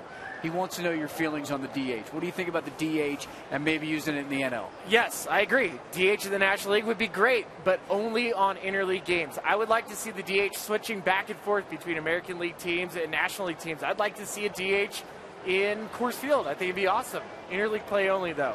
No DH throughout the season for National League versus National League. You're giving the finger wag, the Tumbo finger wag. No DH. Drew or Jeff, first DH in baseball. I'm pretty sure Drew will know this at least. Ron Bloomberg. Right, in 73. First interleague DH in the National League. 97. Giants. In the Rockies organization. Hill. Glenn Allen Hill. Wow, nice one. What do you think, Huey? Hill. I'm right with you, Spilly. I think they should. I don't like the DH for both leagues, but I do like flip-flopping it for interleague. So the fans here can kind of experience, and fans in American League ballparks can see what it's like to have the pitcher hit. You know, I agree with you guys, but some of the detractors, the argument against would be it would remove the home field advantage from the National League park. This ball's pulled into the right field corner by Jay Bruce, and Cargo's got to chase it down. Bruce glides into second with a leadoff double in the 6th. That's the 4th double of the evening for Cincinnati, and that'll bring up Marlon Byrd. So, I mean, American League clubs carry a DH, and so you take the advantage that a National League team would have, forcing an American League club to hit their pitcher, maybe go into their bullpen earlier than they're used to, and you'd put all the chips back in the American League American League team, even though they're visiting in a National League ballpark. Yeah, but then wouldn't it be just the opposite when you went to their ballpark? It would, but shouldn't you have a home field advantage, is my point. Okay, I see what your point is. The American League beats up the National League no matter what, so let's even it out. So the American League only gets 8 guys defensively. What your thoughts on that? Discuss. Yeah, why don't we go with 9 on 9, but let's just switch it up. If you're okay with the home run derby having a shot clock, why not have National League rules at Boston? Let's see a game at Yankee Stadium. National League rules. I think it'd be awesome. Probably not out of the realm of possibility. I'm going to call Rob Bamford right now. See if he'll do it. And 154 games. Is he taking your calls this week? No, he's had me on hold for the last couple of years. Still on hold. Still holding. He just texted us. He said he'll get back to you, Spilly. Okay, I'll hold my breath. Yeah, 2-0 on Byrd. This is toward the middle of the diamond, and Troy has been active. Nice play. And Paulson comes off quickly to glance at Bruce.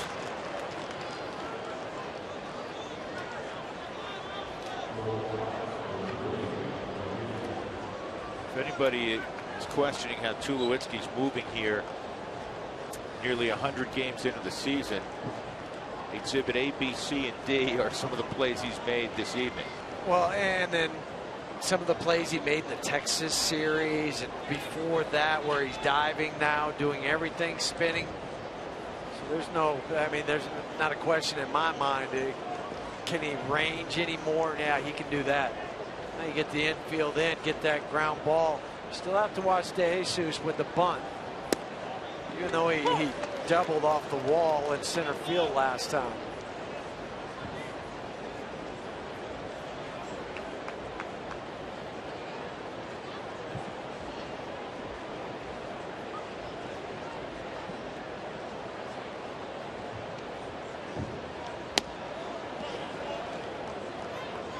One ball, one strike on Ivan De Jesus Jr. Did you play against his dad? I did not. I know when he was coaching. I played against some of the teams he was coaching with. He's got a nice big league career. And a line shot. DJ climbs the ladder. Go find yourself another 6'4" second baseman, huh? You're not going to unless you go way back to High Pockets Kelly. I mean, he's the other guy that was about as tall, if not taller, than DJ. Didn't have DJ's ups, No, he didn't. High Pockets. I mean, it's tough enough to try to judge when you take off for a line drive, when you're playing back and you have another 25 feet to decide. But when you're 90 feet away from home plate, DJ, timing is everything, and it was on that line drive.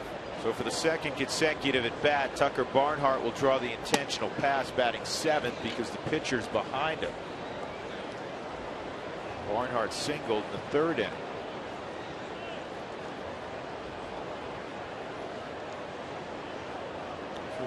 high pockets Kelly is. He's in the Hall of Fame.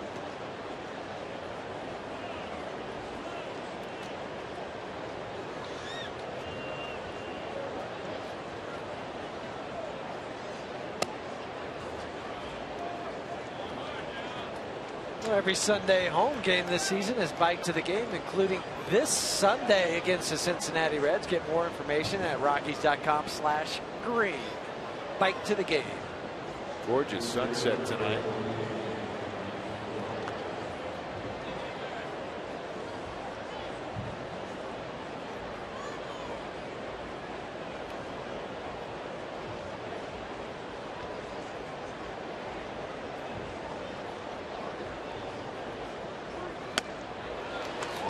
Missed 0-1.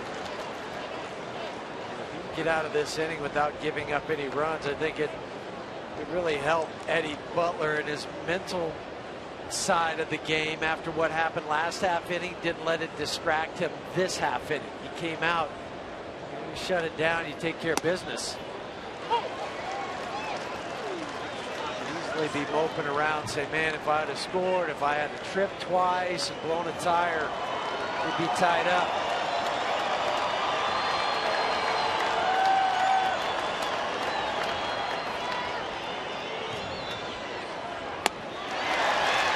Butler does well. He strikes out DeSclafani for the third time tonight, and runners left at first and third. It remains 3-2 Reds, middle of 6 at Coors Field.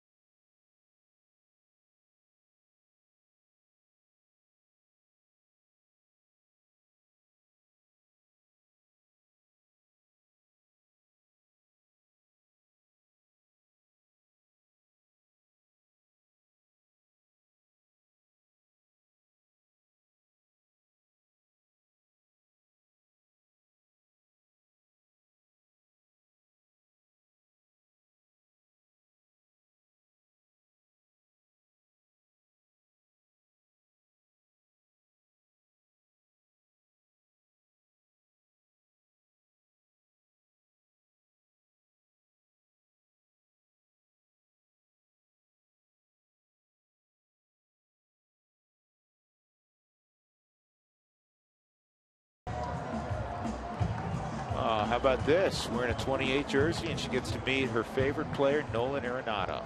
That's a strong fan photo.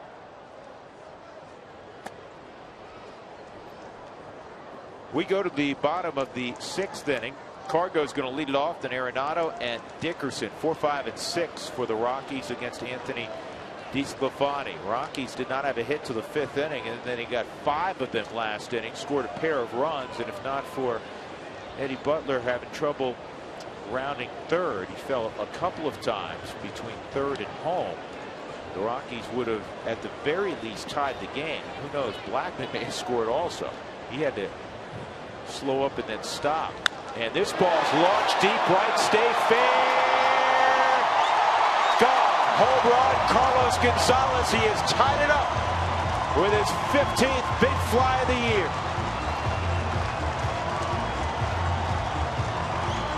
It's also back-to-back games for Carlos in a home run.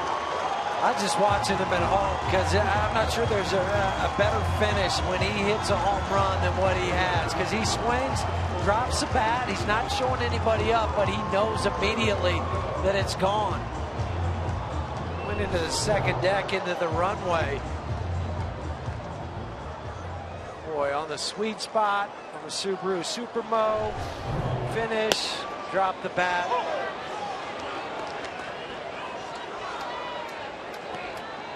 40th RBI for Cargo as well. 8th home run given up by Anthony to a left-handed batter.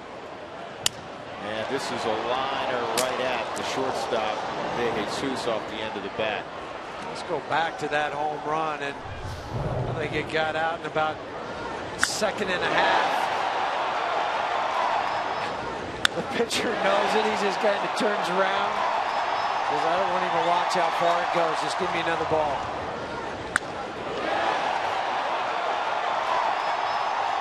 You know, we have seen Cargo, with the exception of his brief time in Oakland, play virtually every single game of his big league career.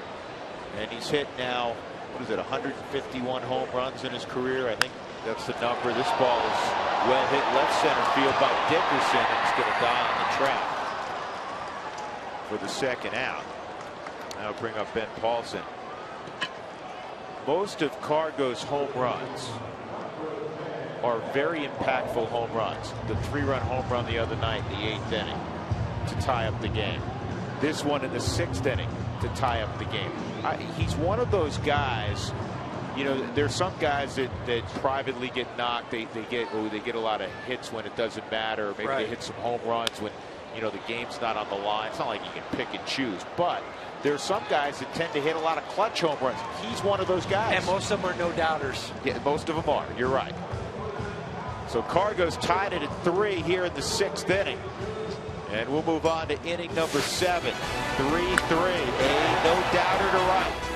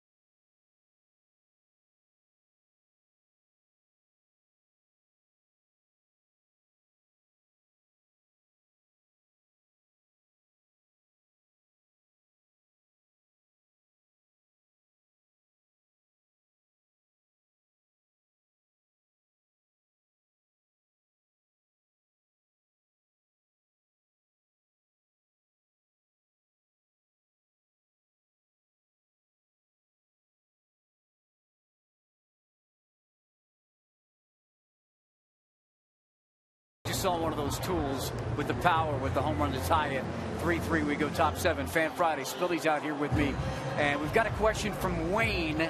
And Wayne wants to know what you think about hitting the pitcher 8th, because in this game in particular, they've had intentional walks to the 7-hitter to get to the 8th. Well, it hasn't worked very well for the Reds so far, but the idea really came from who made it famous, in my opinion, Tony La Russa. And Tony La Russa was doing it so he could get guys in front of the base for Albert Pujols to hit. Now, a lot of teams are starting to put their better hitters hitting second, so you're trying to get more traffic involved in. For the Reds' case, it's getting Joey Votto more guys on base. Billy Hamilton's leading off this inning, so you got 9-1 and then Joey Votto. So you're trying to get the offense going. I like it, but it depends on who's hitting in that 2 spot. So there's your answer, Wayne, on that one as we get it back to the guys. All right, boys, thanks very much. I like the lineup card behind you. Getting a little help tonight, aren't you, Mark? You enjoying a little extra time with Spilly, or is it too much? Oh, Spilly is the best. Yeah, you know what? I'm dealing with an Emmy-winning host. You know, That's Rockies right. Congratulations, Weekly is one. Mark. It's been a big thing. Braden, Yeah, thank you. I appreciate it. A lot of hard work goes into Rockies Weekly. And yep. Emmy nice Award winning. Mark, yeah, congratulations. Exactly. It's nice to get I am honored sitting by Mark. But I've been around Spilly all weekend. Thursday at Cargo's camp, and then today at the Boys and Girls Clinic. I tried to get. What'd you say, Spilly? It's a guys' weekend? Guys' weekend, yeah. Boys' weekend, no Jenny. Spilly's a busy guy. Spilly, I tried to get you a job playing again today, didn't I? How did? Oh yeah. You were trying to get me to play hit cleanup on a major league team, which you thought I probably could have, and it's maybe. You could divulge that major league team if you'd like. Yeah, the New York Mets. You think I could be playing for the Mets right now and hitting fourth? You know what? I'm just saying.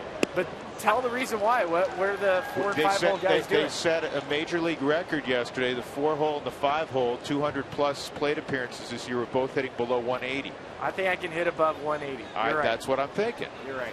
But that's not a big improvement. I mean, I asked him this week if he could have played on the Pan Am team for Team USA. I was like, why were you on that team? I said, because I've gotten a boiler now.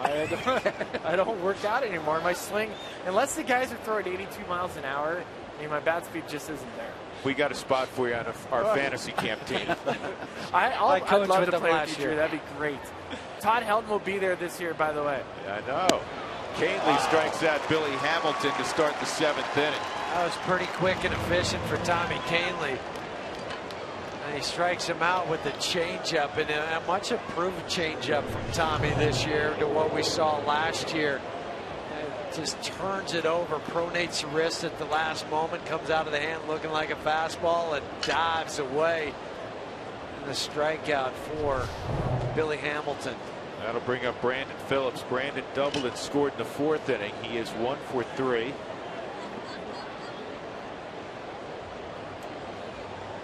Veteran second baseman who has turned into one of the all-timers in a Cincinnati uniform. And if you're wondering if he's a guy that can be traded, he can't. He's got too much service time. He's a 10-5 guy, meaning 10 years in the big leagues, 5 with the same club, so he would have to approve any trade. And right now, he said there's no reason to. He's a big fan of DJ LeMahieu. Loves watching him play defense. DJ returned the compliment. He said, I really like watching Brandon hit in particular, he said, because he battles every AB. And that's why they've had to move him to the leadoff spot. Their leadoff hitters are combined on-base percentage below 300. I mean, they tried Billy Hamilton there for a while. They just haven't found it. They would like to hit Brandon probably 2nd or 3rd. But for the club, he has to hit leadoff.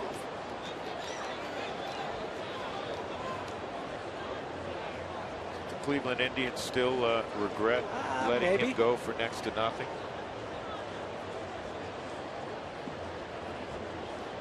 Ryan Price took over a couple of years ago after Dusty Baker, who was so successful, departed. Just missed. 2-2. Think about this with the Reds.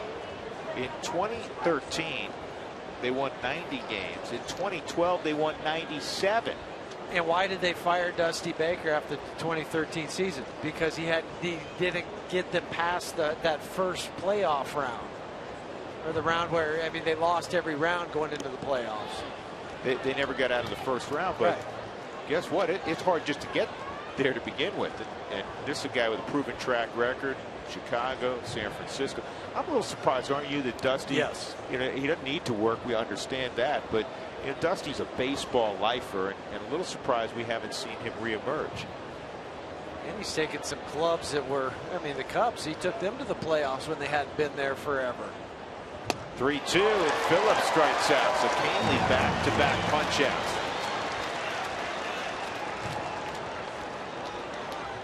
Let's take a look at our NL Central standings. They're brought to you by DirecTV. This is a very tough division. Just ask Cincinnati.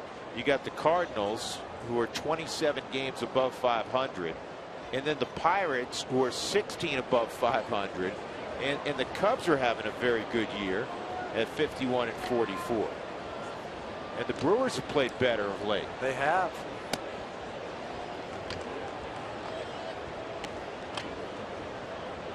Joey Votto with 2 outs.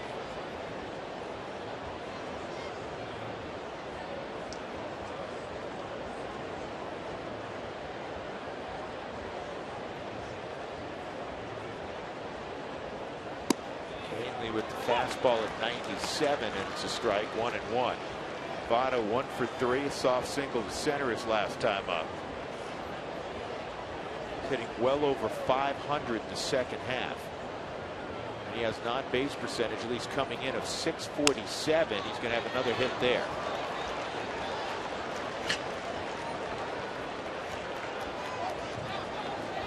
So Votto with 2 outs reaches, and that'll bring up Frazier. Well, recent finishes last year was not a good year. They finished 4th, just 76 wins, but the previous 2 years they were outstanding.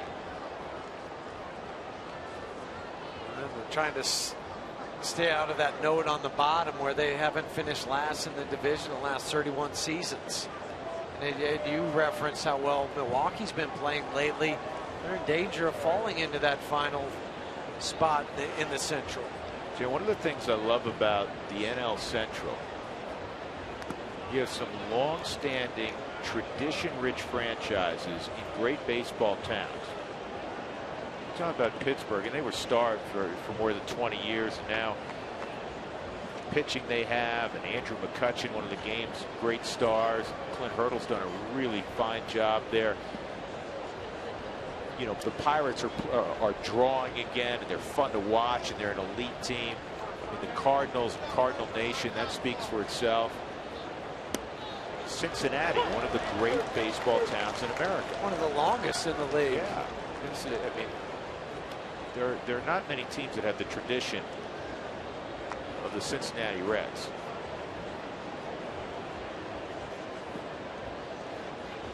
The postseason team back in 1869. Well, that was their first year as a professional team. And they made the postseason first year. What, about 40 teams back then? Frazier with an excuse me swing, and it's 1-2. They barnstormed the country back in 1869. According to Doug, they were unbeaten. They went 59-0. And they got paid. I mean, what? It's a grand old time.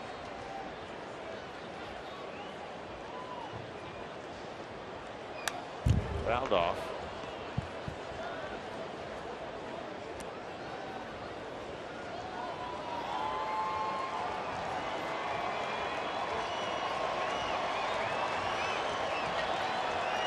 When they did finally lose a game, as the story goes, the initial investors pulled out. They said, they lost. That's it.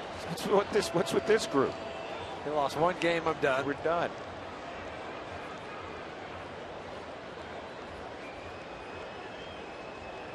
One, two, outside, 2-2.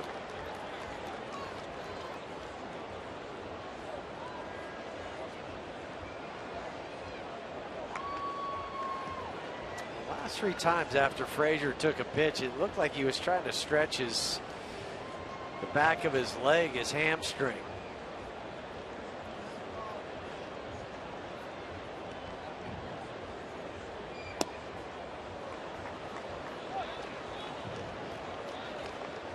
He does it after this pitch. It looked like his left leg, his landing leg.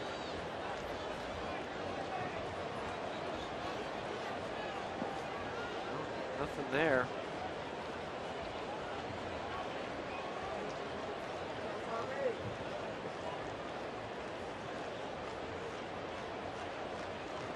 Votto off with the pitch, and again it's fouled off.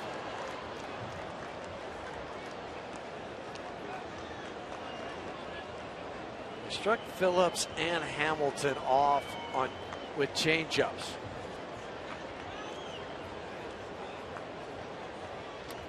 I don't blame Tommy for keeping everything away from Todd Frazier. Now he has power to all fields. There's no doubt about that. But don't come into inside the inner third, especially. Ball 4.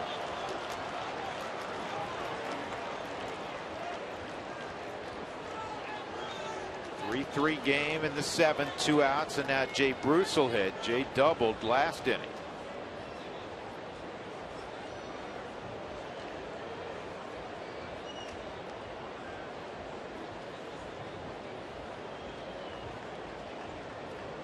here comes Walt.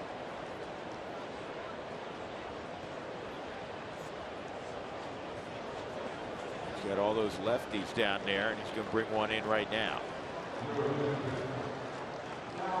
Boone Logan will be emerging from the bullpen and heading to the Coors Field mound when we come back.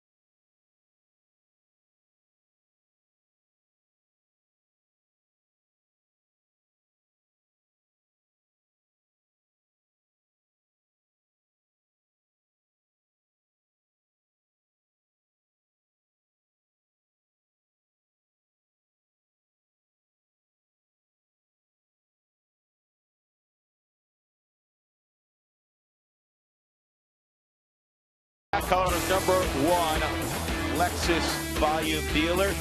This ball just stalked the outstretched glove of Charlie Blackmon. A 2-run double for Ivan De Jesus, who would make it 3-0 Cincinnati.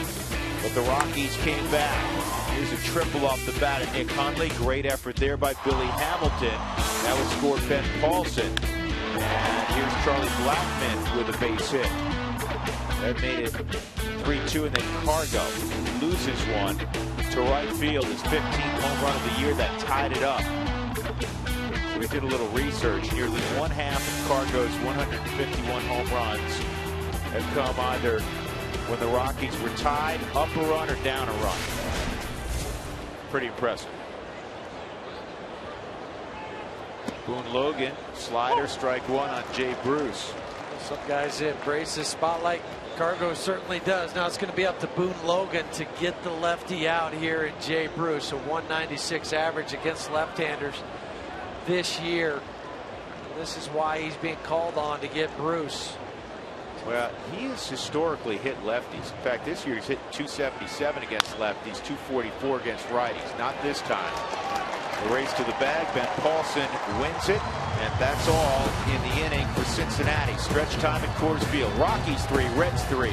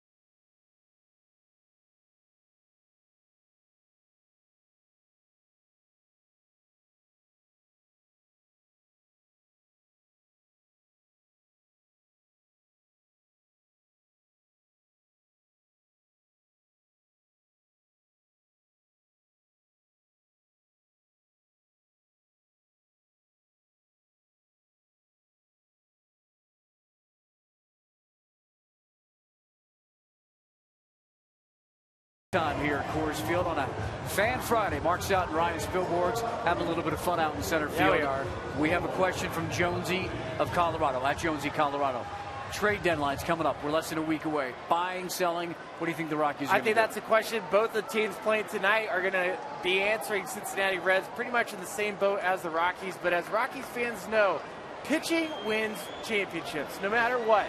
And for the Rockies, going out on the free agent market hasn't been something that they want to go and do. We've seen it before. It doesn't really work. You have to overpay. So getting pitching means you got to acquire it either by draft or by making some moves. Now, I'm not asking for big moves, but I'm assuming that if you are going to make some moves, it's going to be to acquire some pitching. Countdown is on this week, guys. Mark, Spilly, thank you. Nick Hundley will lead it off. He has a 1-0 count. Nick is not going to see that one drop. Thought it may drop. He hit it hard, but Jay Bruce closed and made the catch, 1 out. Drew Stubbs is going to pinch hit for Boone Logan. Well, there's been a couple of trades already. And let's review those for you right now. Ramos Ramirez, we mentioned that, goes back from Milwaukee. Not traded to Milwaukee, from Milwaukee to Pittsburgh. Scott Kazmir goes from Oakland to Houston, so they add another arm down there. You have Dallas Keuchel, you have Scott Kazmir, McCullers. Steve Cishek was struggling with Miami. He was traded to St. Louis. And then earlier today, Juan Uribe and Kelly Johnson go from Atlanta to the Mets, who are star for anybody that can produce some offense. Tells you, at least for me, that I think David Wright's going to be out for a little bit longer. Just started baseball activities today. Maybe mid-August. Who knows? At the earliest. Michael Kadyr's on the DL now with the bulky knee.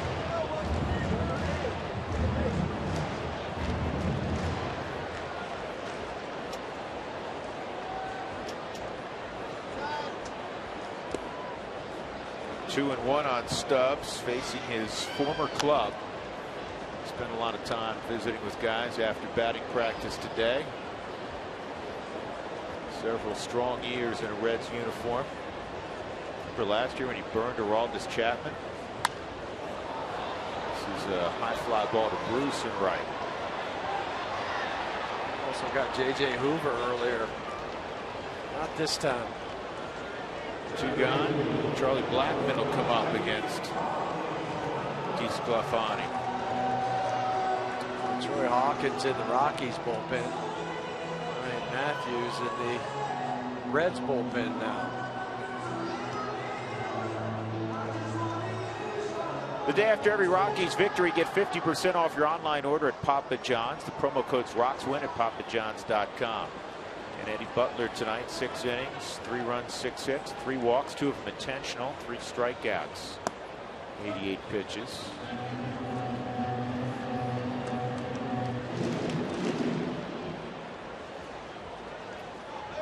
Eddie had 25 pitches his first 3 innings, and then that 4th inning when he gave up the 3 runs, he had 30 pitches in that inning alone. Blackmon, an RBI single in the 5th. Charlie 1 for 3. I still think there's a lot to build on for Eddie tonight. Yeah, he had that 1 inning. But after he had that base running blunder in the 5th inning, he comes back out there in the 5th inning or the 6th inning, gets through that clean.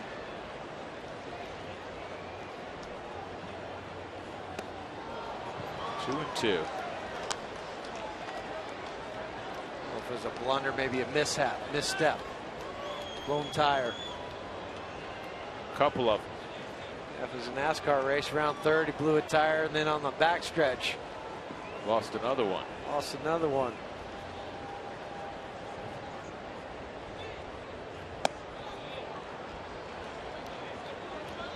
How many times have we looked up this year and Charlie Blackmon sitting with a 3-2 count? Grinds, doesn't he? Making the pitcher work. For pitches he's seen per plate appearance has gone up from last year. Pitches taken.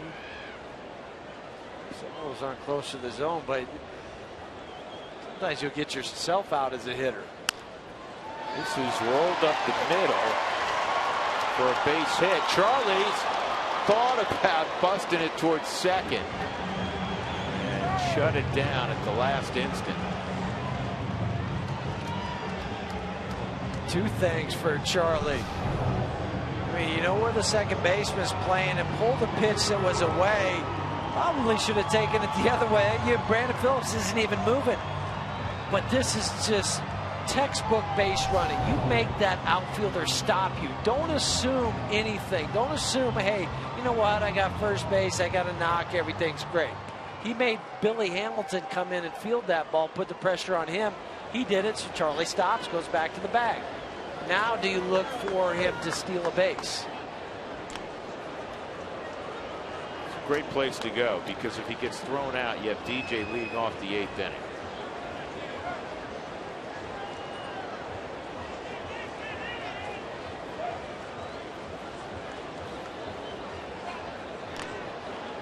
And as opposed to saying, let's say if Cargo is up, who's an extra base guy, a home run guy, Tulo, Dickerson, DJ primarily hits singles. Right, but then if he does get thrown out, then DJ's the nice leadoff hitter to start the 8th. Right, and that's why there's the huge advantage if you get him to second here. DeSclafani understands that. Yeah, I would call timeout. That's what Charlie's doing, because after diving back 2 or 3 times, even if it's just to kind of check the signs again, some of that dirt away from the waist, catch your breath, just kind of slow the tempo down.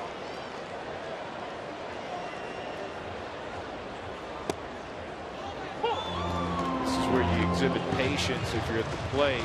If you're DJ, you can't get too upside down at a count, but you want to give him an opportunity to run. Do you ever give a signal to the hitter? Yes. Try to. It kind of one of those signs you might have. You might just grab your leg, your lead leg, to say, hey, I want to try to run on this pitch, and then the hitter sometimes just adjusts his helmet, say, yeah, I got you.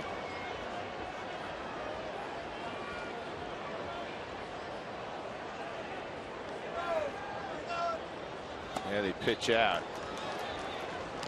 Charlie might have spotted that, because he feigned like he was going towards second base with just some lean of his body. And, you know, maybe the pitcher gave it away, or he was peeking in to see what the sign was. Same lead every time, though. You can see the cleat marks in the dirt.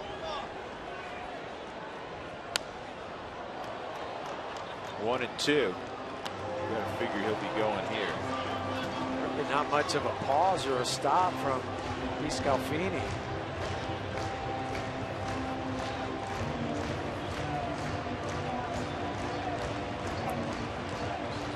DeSclafani, Anthony.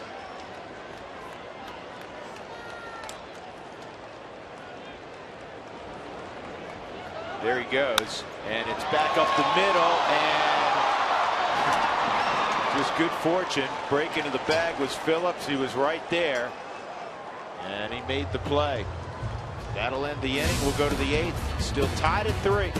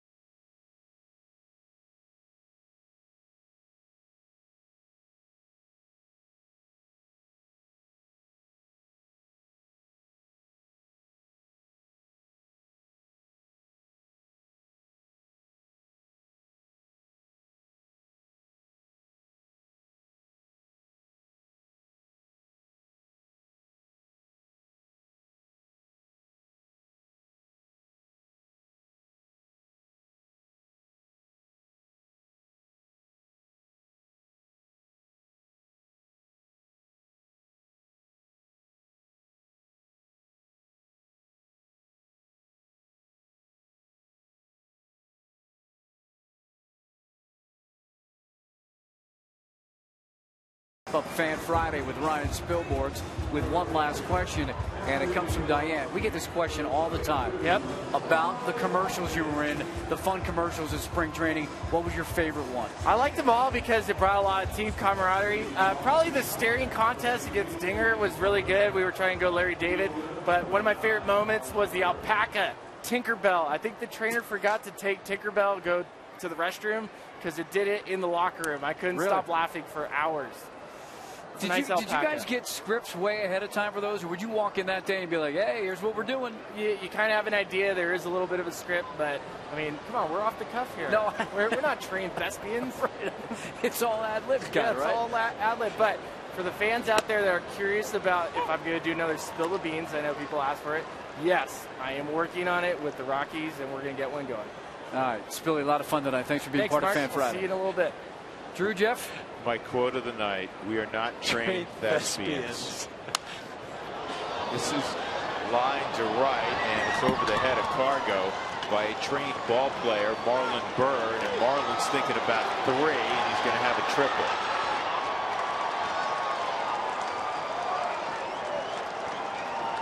So Bird triples off LaTroy Hawkins as LaTroy just enters the ball game.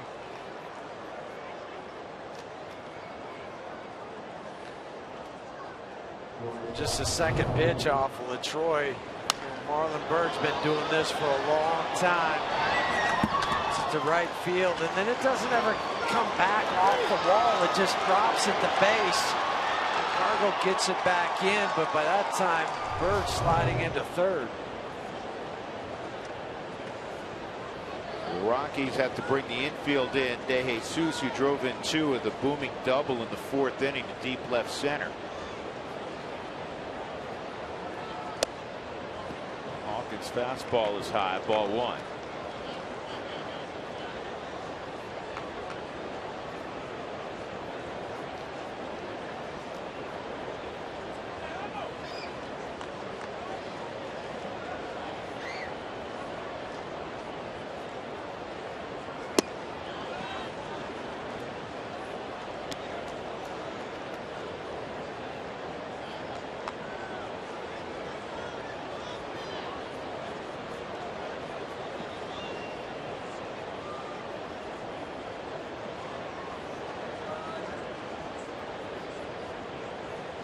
(2-0), 2-1.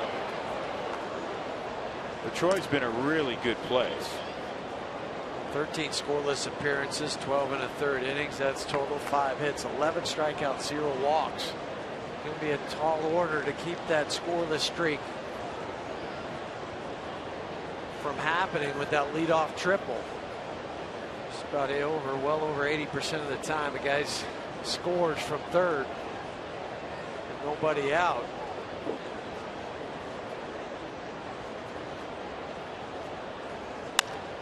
And that's how you do it. Hawk fields his own position very well. 1 out. De Jesus thought he knocked in the go-ahead run. He thought he had a base hit back up the middle, but Troy Hawkins has always been a really good fielder, and this time is no exception. Just snags it, does the right thing, checks over to third base, throws over to first. You got 1 out. Fans, if you're playing fantasy baseball, MLB.tv serves up real-time highlights and pitch tracking info on your out-of-market fantasy players live or on demand on over 400 devices. Now, for the 3rd time tonight, Tucker Barnhart is going to be intentionally walked. Now, I don't know if he's done that before 3 times in his career, but tonight 3 times with Skip Schumacher coming to the on-deck circle, and that's one of the things that you have when the pitcher's hitting 8th. Spilly talked about it out on the set out there a moment ago. If you're going to play by that, you also have to suffer the consequences.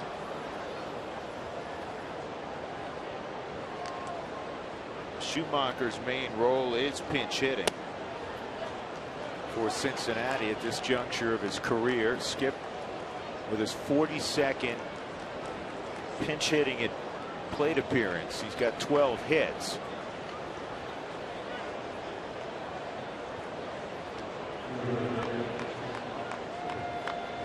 Schumacher 2 for 7 lifetime against Hawk.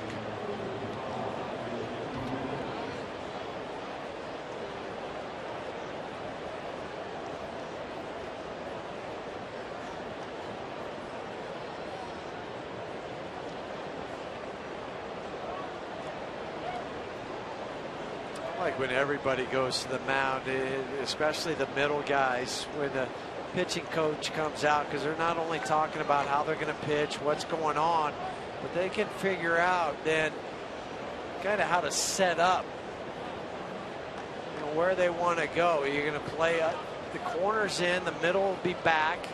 Saw Troy just talk to LaTroy a moment ago and say, hey, if it's hit back to you, hit hard, come to me at second base and we'll turn it over.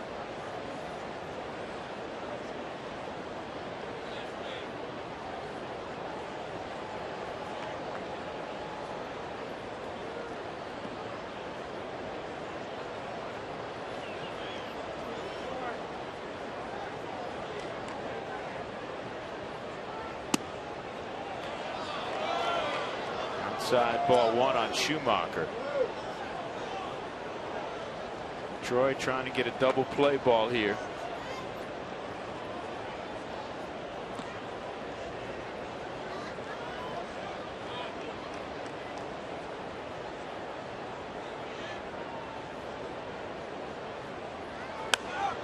Runner was going and it's fouled off. Put Barnhart in motion. Well, you're not going to do that unless it was a hit and run. You're not going to put the catcher in motion. How about this? Since 1914, it's only the 3rd time a Red player has been intentionally walked 3 times in a game. You got the Barry Bonds treatment. Eric Davis in '91 makes sense. Understand. You know, great player. Big clue, Ted Kluszewski in 1950. That makes sense also. Tucker Barnhart, congratulations. This ball's hit to deep left. It'll get the run home and maybe more over Dickerson's head, and it bounces out of play. So it's a ground rule double, and Barnhart will have to stop at third base. So it's now 4-3 Cincinnati on Schumacher's 5th pinch hit double of the year. And that ends a scoreless streak for LaTroy Hawkins. 4-seam fastball on the Subaru Supermo. He got that pretty well. It did turn Corey around in left field. That spin on it, he opened up to his glove side and then had to turn back around. You watch it go over his head and off the warning track.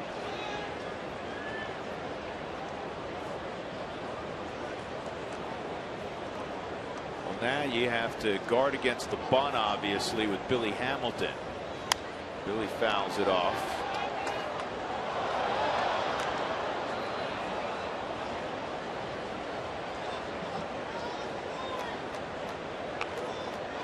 Reds up 4-3. They've out hit the Rockies 9-7.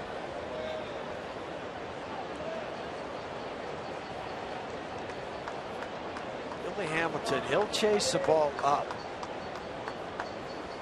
For a guy that wants to try to use his speed, he does pop up quite a bit.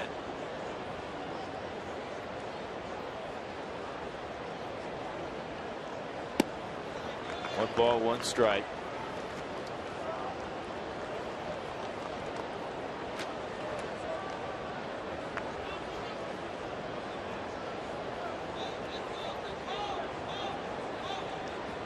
Barnhart at third. Schumacher's at second. Top of the 8th inning.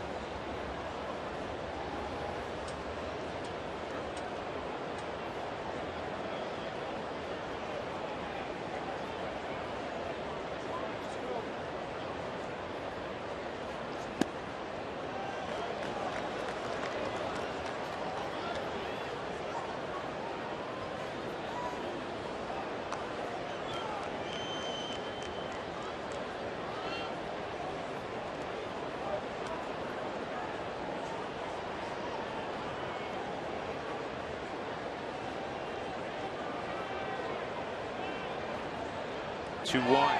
And the squeeze is on, and Barnhart is in trouble. Nolan makes the tag.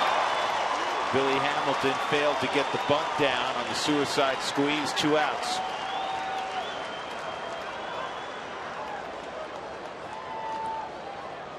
Sometimes for guys that are base hit bunters, they have a hard time just with this regular squeeze and trying to lay down a bunt because it's not something that they'll do. And he just went right through that one and left Barnhart out to dry. You run him back to the bag and hope that you can get the trail runner. They didn't, but they got that all important lead runner on 1 throw. That angle that we just showed you gave this ball's line to foul. Gave a great view of how Arenado created a throwing lane for Nick. You get inside, so you make sure that he has that window to throw in. Don't stand behind or directly in line with that runner. And watch what Nolan does, okay? He says, I've got a lane for you right here. So you can see Nick start to go back towards the grass, the infield grass. That's why you want to stay on that side if you're Nolan. 2-2 on Hamilton. And it's a bouncer to short, and Troy gets rid of it in a hurry and just does get Hamilton. Man, is he quick. In the inning, a leadoff triple by Bird. He comes home on the pinch double by Schumacher. 4-3 Reds.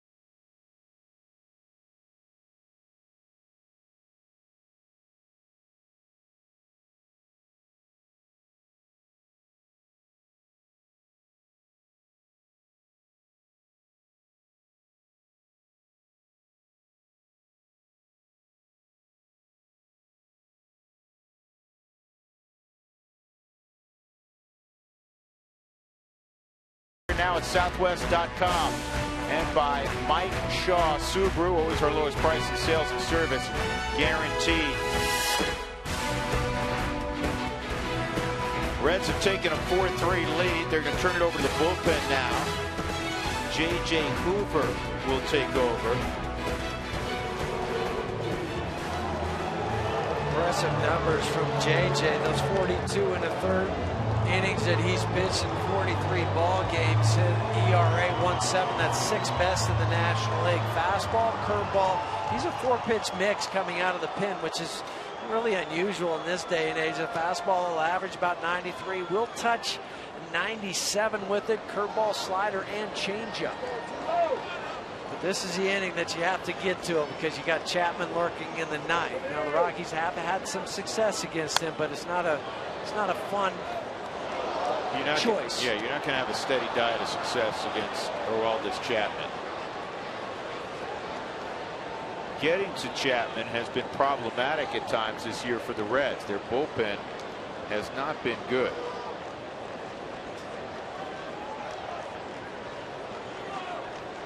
Tulo's 0 for 3. 1 strike pitch. That's outside. 1-1.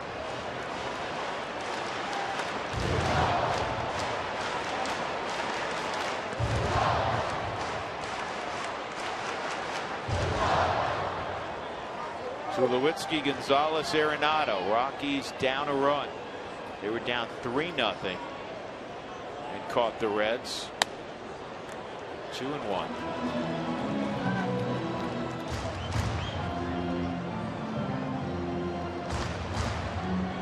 DeSclafani goes 7 innings, allows 3 runs, 7 hits, a couple of walks, 5 strikeouts through 100 pitches. And that's a called strike.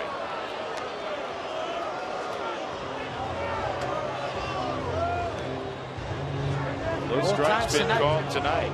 But last time, Joy had a low strike called on him. Pat Hoberg, the home plate umpire.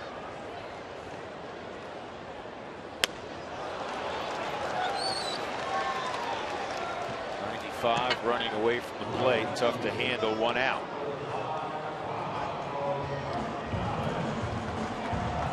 With every challenge called, the Subaru Eyesight Review will determine the outcome. Love, it's what makes a Subaru a Subaru. So Cargo, in the same spot he was in the 6th inning. He came up leading off the inning with the Rockies down a run, and he promptly hit a ball into the seats in right.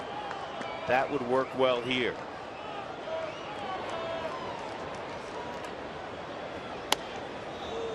Under the hands, ball 1.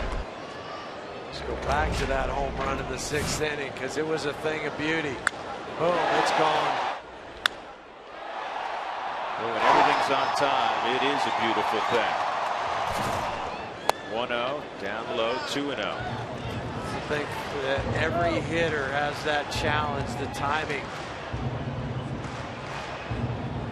Better to be early than late with that foot getting down in the ground, because you can stay back. And they pull the string on you. Didn't feed him a 2-0 fastball.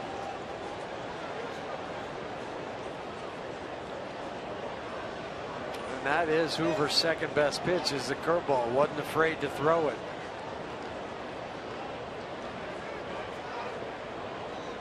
Cargo drives it high and deep right center. Did he do it again? You bet. Tie ball game.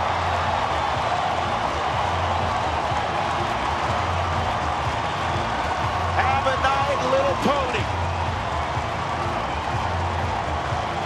I just like the emotion. After you get your 2-0 curveball, it's 76 miles an hour, got you out on the front foot. He said, you're not going to sneak the fastball by me.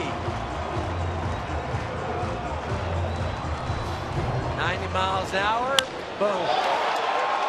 I like that little extra hop, the fist bump. Says, yeah, I got him.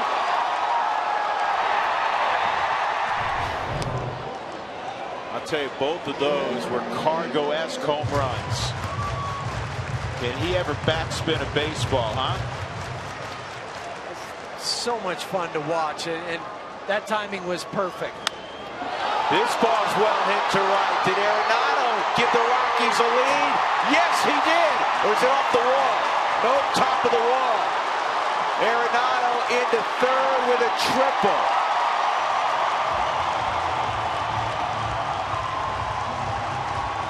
I thought they had gone back-to-back too. So close off the auxiliary scoreboard.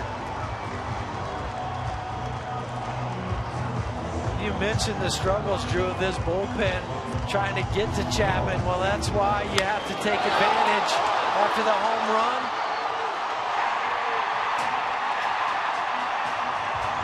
It's so hard to see where this one hit. Okay, right on the 9 of the New York Mets pitcher on the scoreboard. A chance for Corey to come back and be a hero in his first game back. Walk, a single, and a drive to deep left center.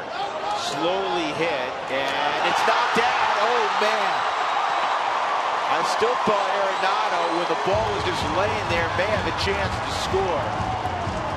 Nolan thought about it, but he was very conservative. He was very close to that third base bag on a ground ball up the right side. And you have the infield playing in, and if you're that close, you're saying it's got to be through. So don't make a mistake by even after the bobble to try to come home and go. Corey's looking over his shoulder. Nolan started to go, then he went back. But see, that's what he turned his back on the play. You always have to keep your eye going where that play is. No matter if you start to drift back towards third base, don't turn your back. Brandon Barnes is going to pinch run for Dickerson. First and third, one out. Ben Paulson, who played hero on Monday night. An opportunity to give the Rockies the lead here in the bottom of the 8th.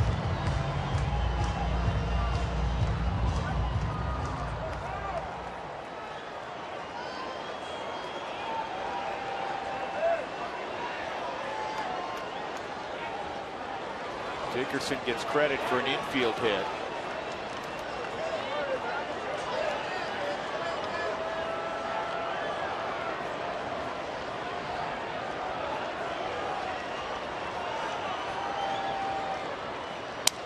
And that's fouled off for a broken bat.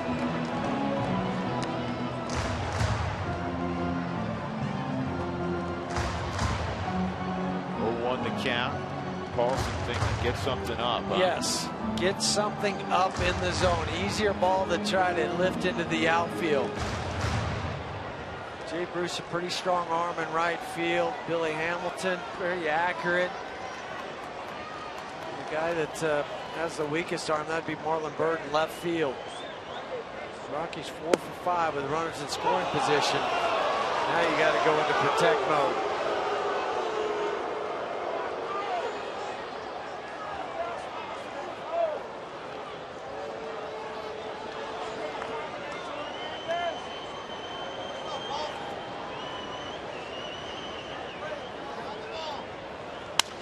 This ball to right field and pretty deep. Bruce has got it. Here comes Arenado. The throw to the plate.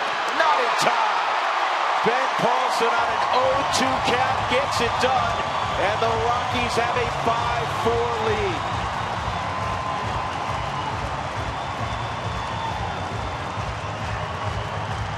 Yeah, you should get some high fives and handshakes in that dugout. 0-2 pitch. They're asking for it up. Boy, they wanted it up and away, and it comes back. You couldn't have set it on a tee if you're sitting in the ditch 0-2, saying, boy, I need to get something in the air, and you come inside. It shows you the arm strength of Jay Bruce.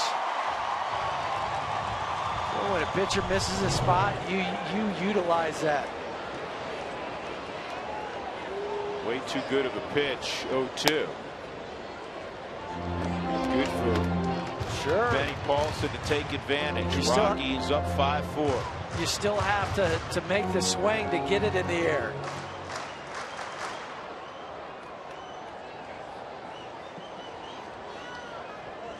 Nick Hundley, an RBI triple in the 5th, also a line out. 1 ball, 1 strike.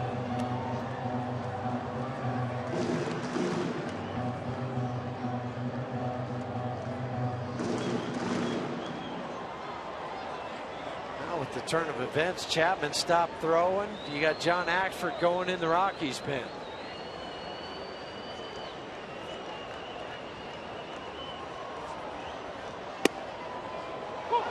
Two.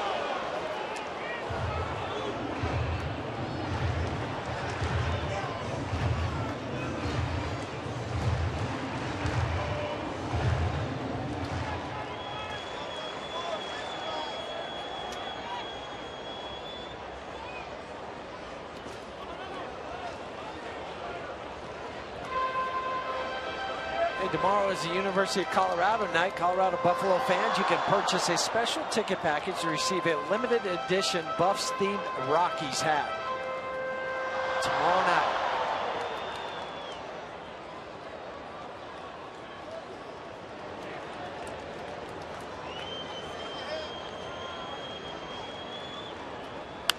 Two fouled off.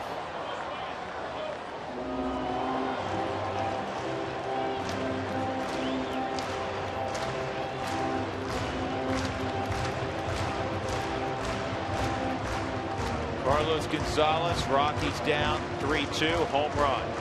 Carlos Gonzalez, Rockies down 4-3, home run. He now has 12 home runs since June 1st, tied for the most in the National League with his teammate Nolan Arenado.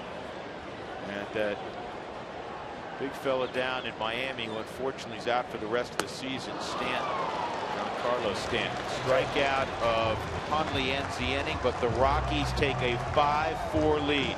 Cargo's home run ties it. Paulson's fly ball scoring Arenado gives the Rockies the lead as we go to the ninth.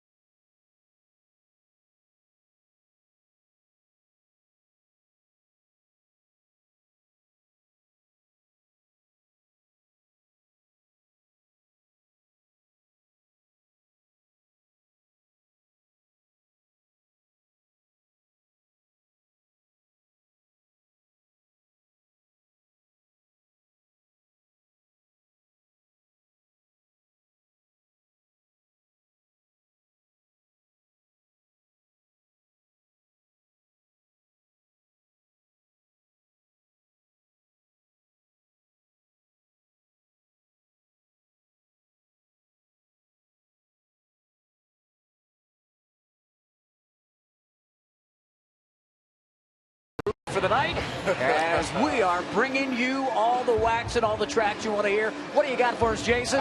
Coming in at number 9 for the 14th consecutive week, I got DJ LeMahieu. Corey Sullivan, what are you spinning? I got hit singles. I'll explain why DJ LeMahieu was standing on second base and only awarded a single. Donna from Aurora requested a couple of deep tracks, and Cargo obliged. We went way into the vault, and Cargo ties the game up as we go to the bottom of the ninth with the Rockies leading. One of my favorite stations on Sirius. Thank you very much, Mark. Deep Tracks. Cargo has had a special night. Now John Axford will be asked to get the final 3 outs as the Rockies look to celebrate on a Friday night as they open a 3-game set against the Reds. And John has only kicked a couple. The last one, unfortunately, came on Wednesday. Yeah, he's just got to try to put the last couple outings back out of his mind, because prior to that he'd been pretty special. 16 for 18 and save opportunities, a chance to add to that collection tonight.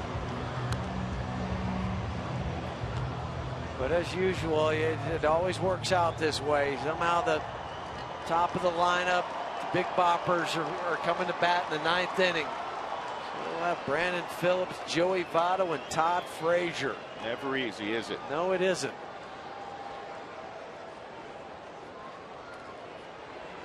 Well, the rare times that John has gotten in trouble, and this goes back to the last couple of years also, is when he mixes in a walk or two. Usually get most guys in trouble. Brandon Phillips 3 for 13 against John. Votto 2 for 10. Frazier 1 for 4.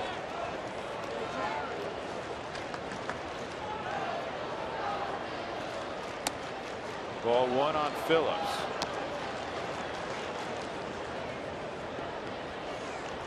First 20 outings, John Axford gave up just 1 run in 19 innings.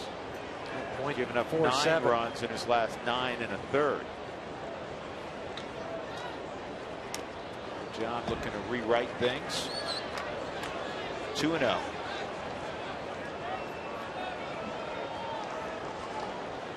This has been part of his problem, falling behind that leadoff hitter especially.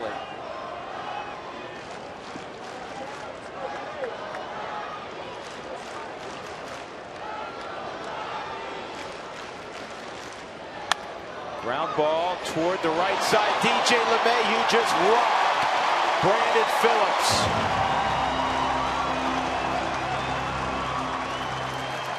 You talk about infield defense, you talk about range, you talk about Gold Glove.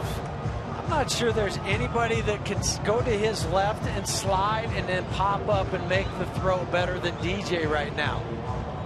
Every time that he goes down, he'll throw that right wrist down to stop him and then help spin to make the throw to first base.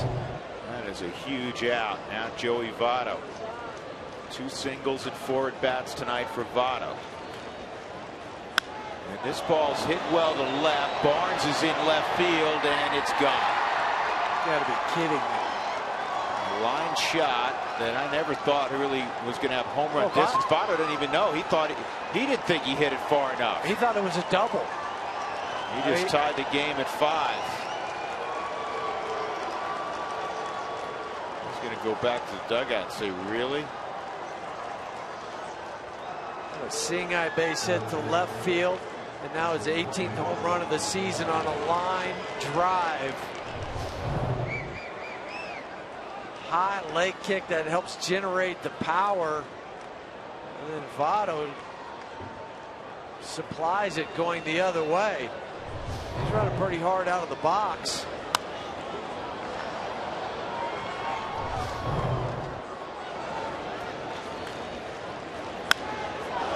He's not sure it's going out, and it ends up just past that first row of seats. And Votto's looking, what, double? What is it? Home run? I mean, he stops and then had to get confirmation. 0-1 on Frazier. 1-1. Todd Frazier leading the National League in extra base hits.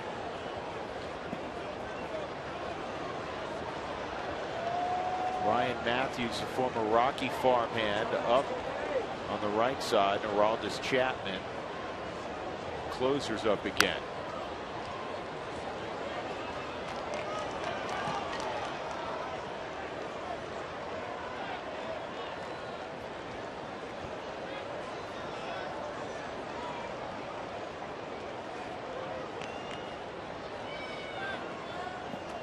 It's kind of stunned silence now in the stadium.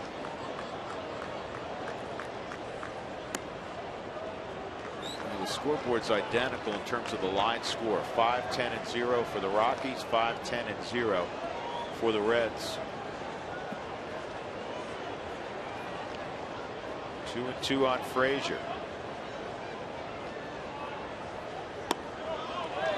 3-2.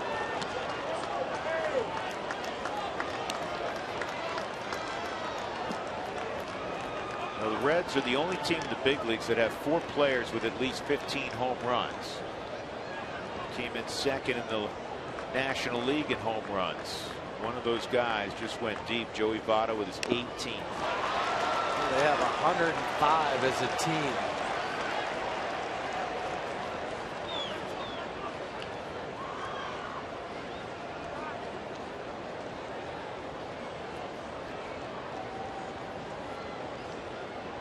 Well, the Battle of Canada tonight. Votto beat Axford.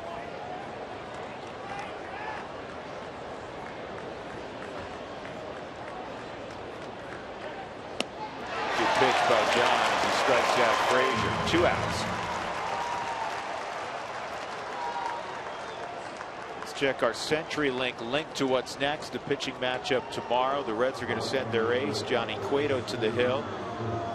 And the Rockies will counter with a guy who's been in a really good place, Chris Russin. He's throwing the ball very, very well. So it's Cueto and Russin. We're on the air with the pregame show at 5:30 Mountain Time. Jay Bruce a double in the 6th inning. He's 1 for 4. Some are wondering if it's going to be Cueto's last appearance in a Reds uniform. Trade deadline coming. He's a free agent at the end of the year. Tell you, of all the big names potentially on the market, Cole Hamels in Philadelphia, reportedly now David Price in Detroit. For me, Johnny Cueto, if you had to rank him, maybe number 1. Puts up the numbers every year, and they're pitching in that ballpark. He goes to a different ballpark, be even better. 1-1. Swing indeed. 1-2.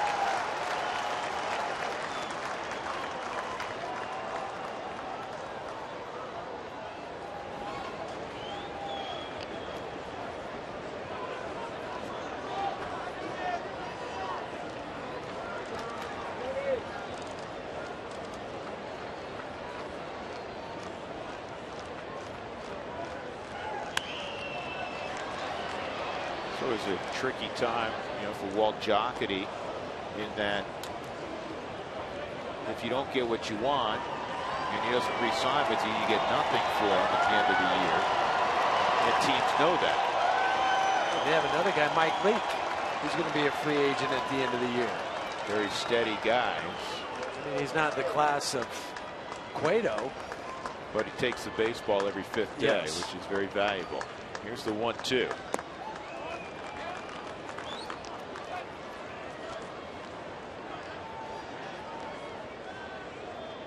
Obviously, I shouldn't say you get nothing. You would get because he's a type A free agent, you would get a supplemental first-round pick, which is very valuable. But that's 4 or 5 years down the road. Exactly. If they pan out. Yes, indeed. If they pan out. 3-2.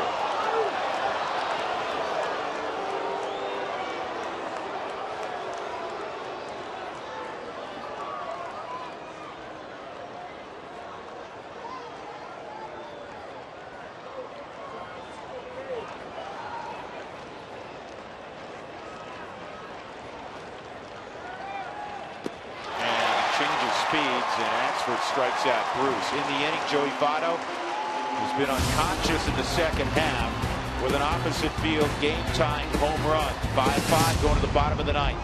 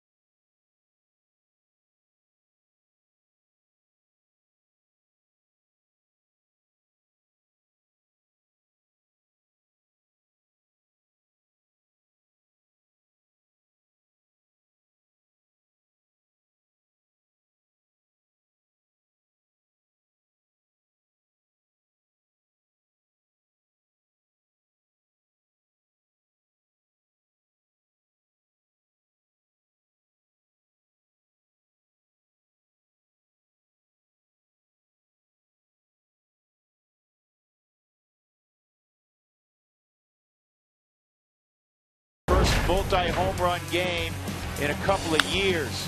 This one tied it at 3 in the 6th inning, and then he would come up with the Rockies down a run in the 8th, and he hit one to right center. Unfortunately, each time the Reds have caught the Rockies. 5-5 going to the bottom of the 9th inning. Daniel Descalso is going to be the pinch hitter, 9-1-2, and then it's Blackman and LeMahieu. It's Ryan Matthews. Ryan Matthews came up in the Rockies organization. Was claimed off waivers from the Angels back on the 13th of May. Made a couple appearances with them, then sent back out. Matthews had some success with Washington. Yes, he has. Kind of bounced around a little bit, but still 28 games, 18 strikeouts, 9 walks, fastball, slider, split finger. Mr. Matthews. Ground ball towards second, and Brandon Phillips has it. 1 out. That'll bring up Blackman, who wants tacos. Fans follow @RootSports_RM on Twitter to receive alerts for the Rockies taco special when the Rockies score 7 or more in a game.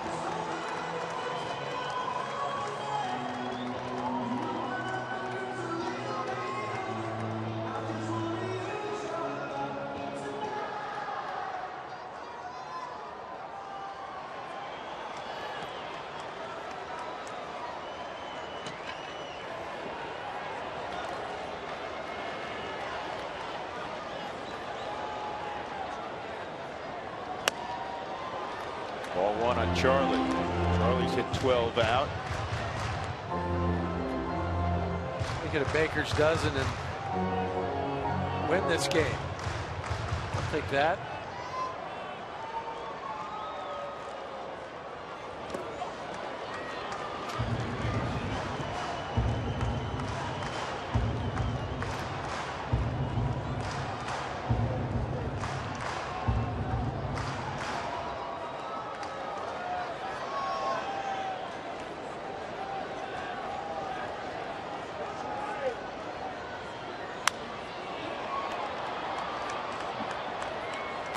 Balls and a strike.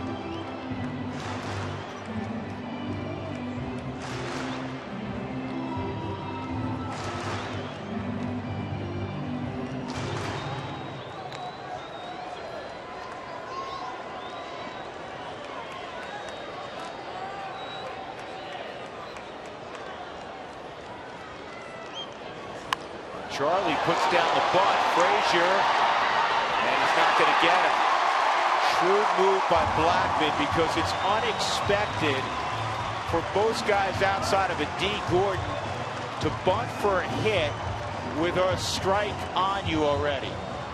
And at the bottom of the ninth inning, guy wants to try to be a hero, but Charlie, understanding the situation and where Frazier was, it's still kind of a hard hit bunt, but there's nothing he can do with where he was. He picks it up and wings it to first base. But Charlie, smart, get a base runner on there. Never know what could happen. He might have thrown that down the right field line.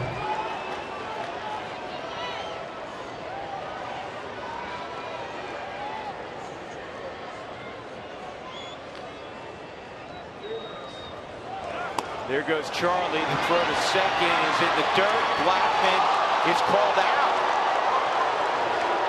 Charlie signifying he was safe. Now Brandon Phillips, it was a hit and run. DJ didn't hit it. Then Barnhart throws it down to second and one hops. Charlie's just standing there. He's saying there's no way. And the second base umpire, Hunter Wendelstedt, saying, okay. I didn't realize you want to take a look at it. Charlie was emphatic. Yeah, he knew that. Oh, he's right. The glove was on the backside of the bag. We'll take a look at some other views of that. Time for a Subaru review. Whether you're on the road or at the game, everybody could use a second set of eyes. You're gonna have to get an angle that's back behind. This one should be telling.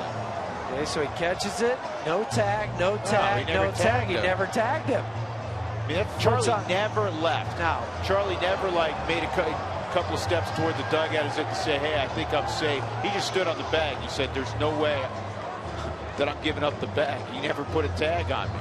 No, nor should he. That'll be his 25th stolen base of the year. That's about as easy as they're going to come. Right. There's no tag. Foot's on the bag. I honestly don't know live how. Hunter Wendelstedt's a good umpire. I don't know how he saw him as out. But the only thing you can think is where he was blocked by Charlie sliding in. Maybe. Okay, I mean that's the only explanation for it, because seeing those 2 or 3 different angles, I mean, this one's going to be overturned. This is the key one. This is the one that shows everything. Glove on the dirt, knowing foot on the bag. Now, does the foot stay on the bag? That's the other thing we always have to check. Foot stay on the bag, didn't pop up. Still there, still there. Tags applied. He's safe. He's safe. That'll go down as his 25th stolen base. Winning run at second base with 1 out. Come on, fellas. Well, I don't even understand what's taking so long. Here it comes. Safe. Yeah.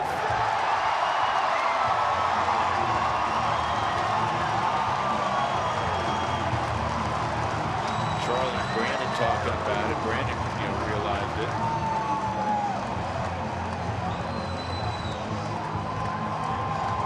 Phillips did a great job just fielding the baseball. What a runner sliding in, your feet come out from underneath you. You have to make the stop. Tell you what, that's 2 winning plays by the Rockies center fielder, putting the bunt down on a 2-1 count and then swiping a bag despite the hit and run being missed. Now DJ a chance to drive in the game winner. Bottom of the 9th, tied at 5. And he's in a ditch 0-2.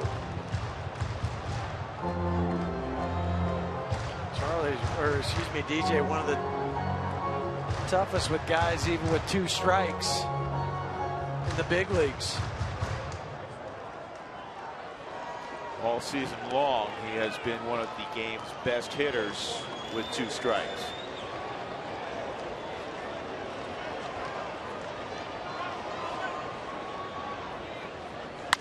Hard ground ball. Phillips has it. He's going to throw out LeMahieu. So now Blackmon with 2 outs is 90 feet from giving the Rockies a victory with Troy Tulowitzki coming up.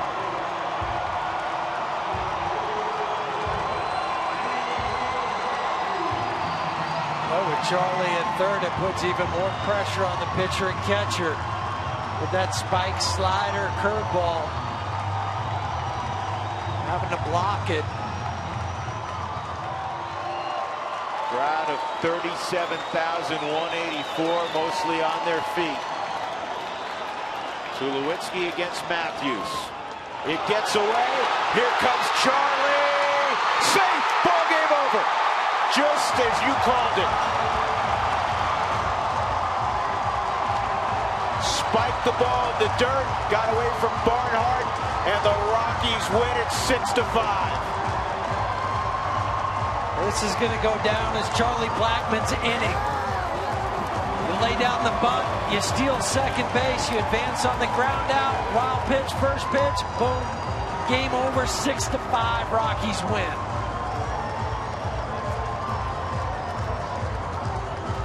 That puts some pressure on the pitcher and the catcher. He spikes the fastball on the Subaru Supermo, one of the toughest pitches for a catcher to block because he's not expecting it. Down in the dirt. Skips away from Tucker. Charlie slides out and around the tag of Ryan Matthews, and that's the ball game. You had the absolute right man on base. Charlie Blackmon methodically moving around the bases, and the Rockies win at 6-5. Charlie's downstairs with Spilling. Okay, thanks, Drew. Charlie Blackmon, bobblehead night. You knew you were going to come through with something. Walk me through 2-1 pitch. You were thinking bunt? No, the first thing I was like, for sure I'm hitting this pitch over the fence. And then I saw the third baseman take a couple steps back. I know the guy in the mound's really slow to the plate. I thought I could steal a base. And DJ hit a double. Tulo's Tulo. You know, those Cargo, obviously 2 homers. Somebody's going to hit something hard, and I figured we'd come up with a win. How about this one?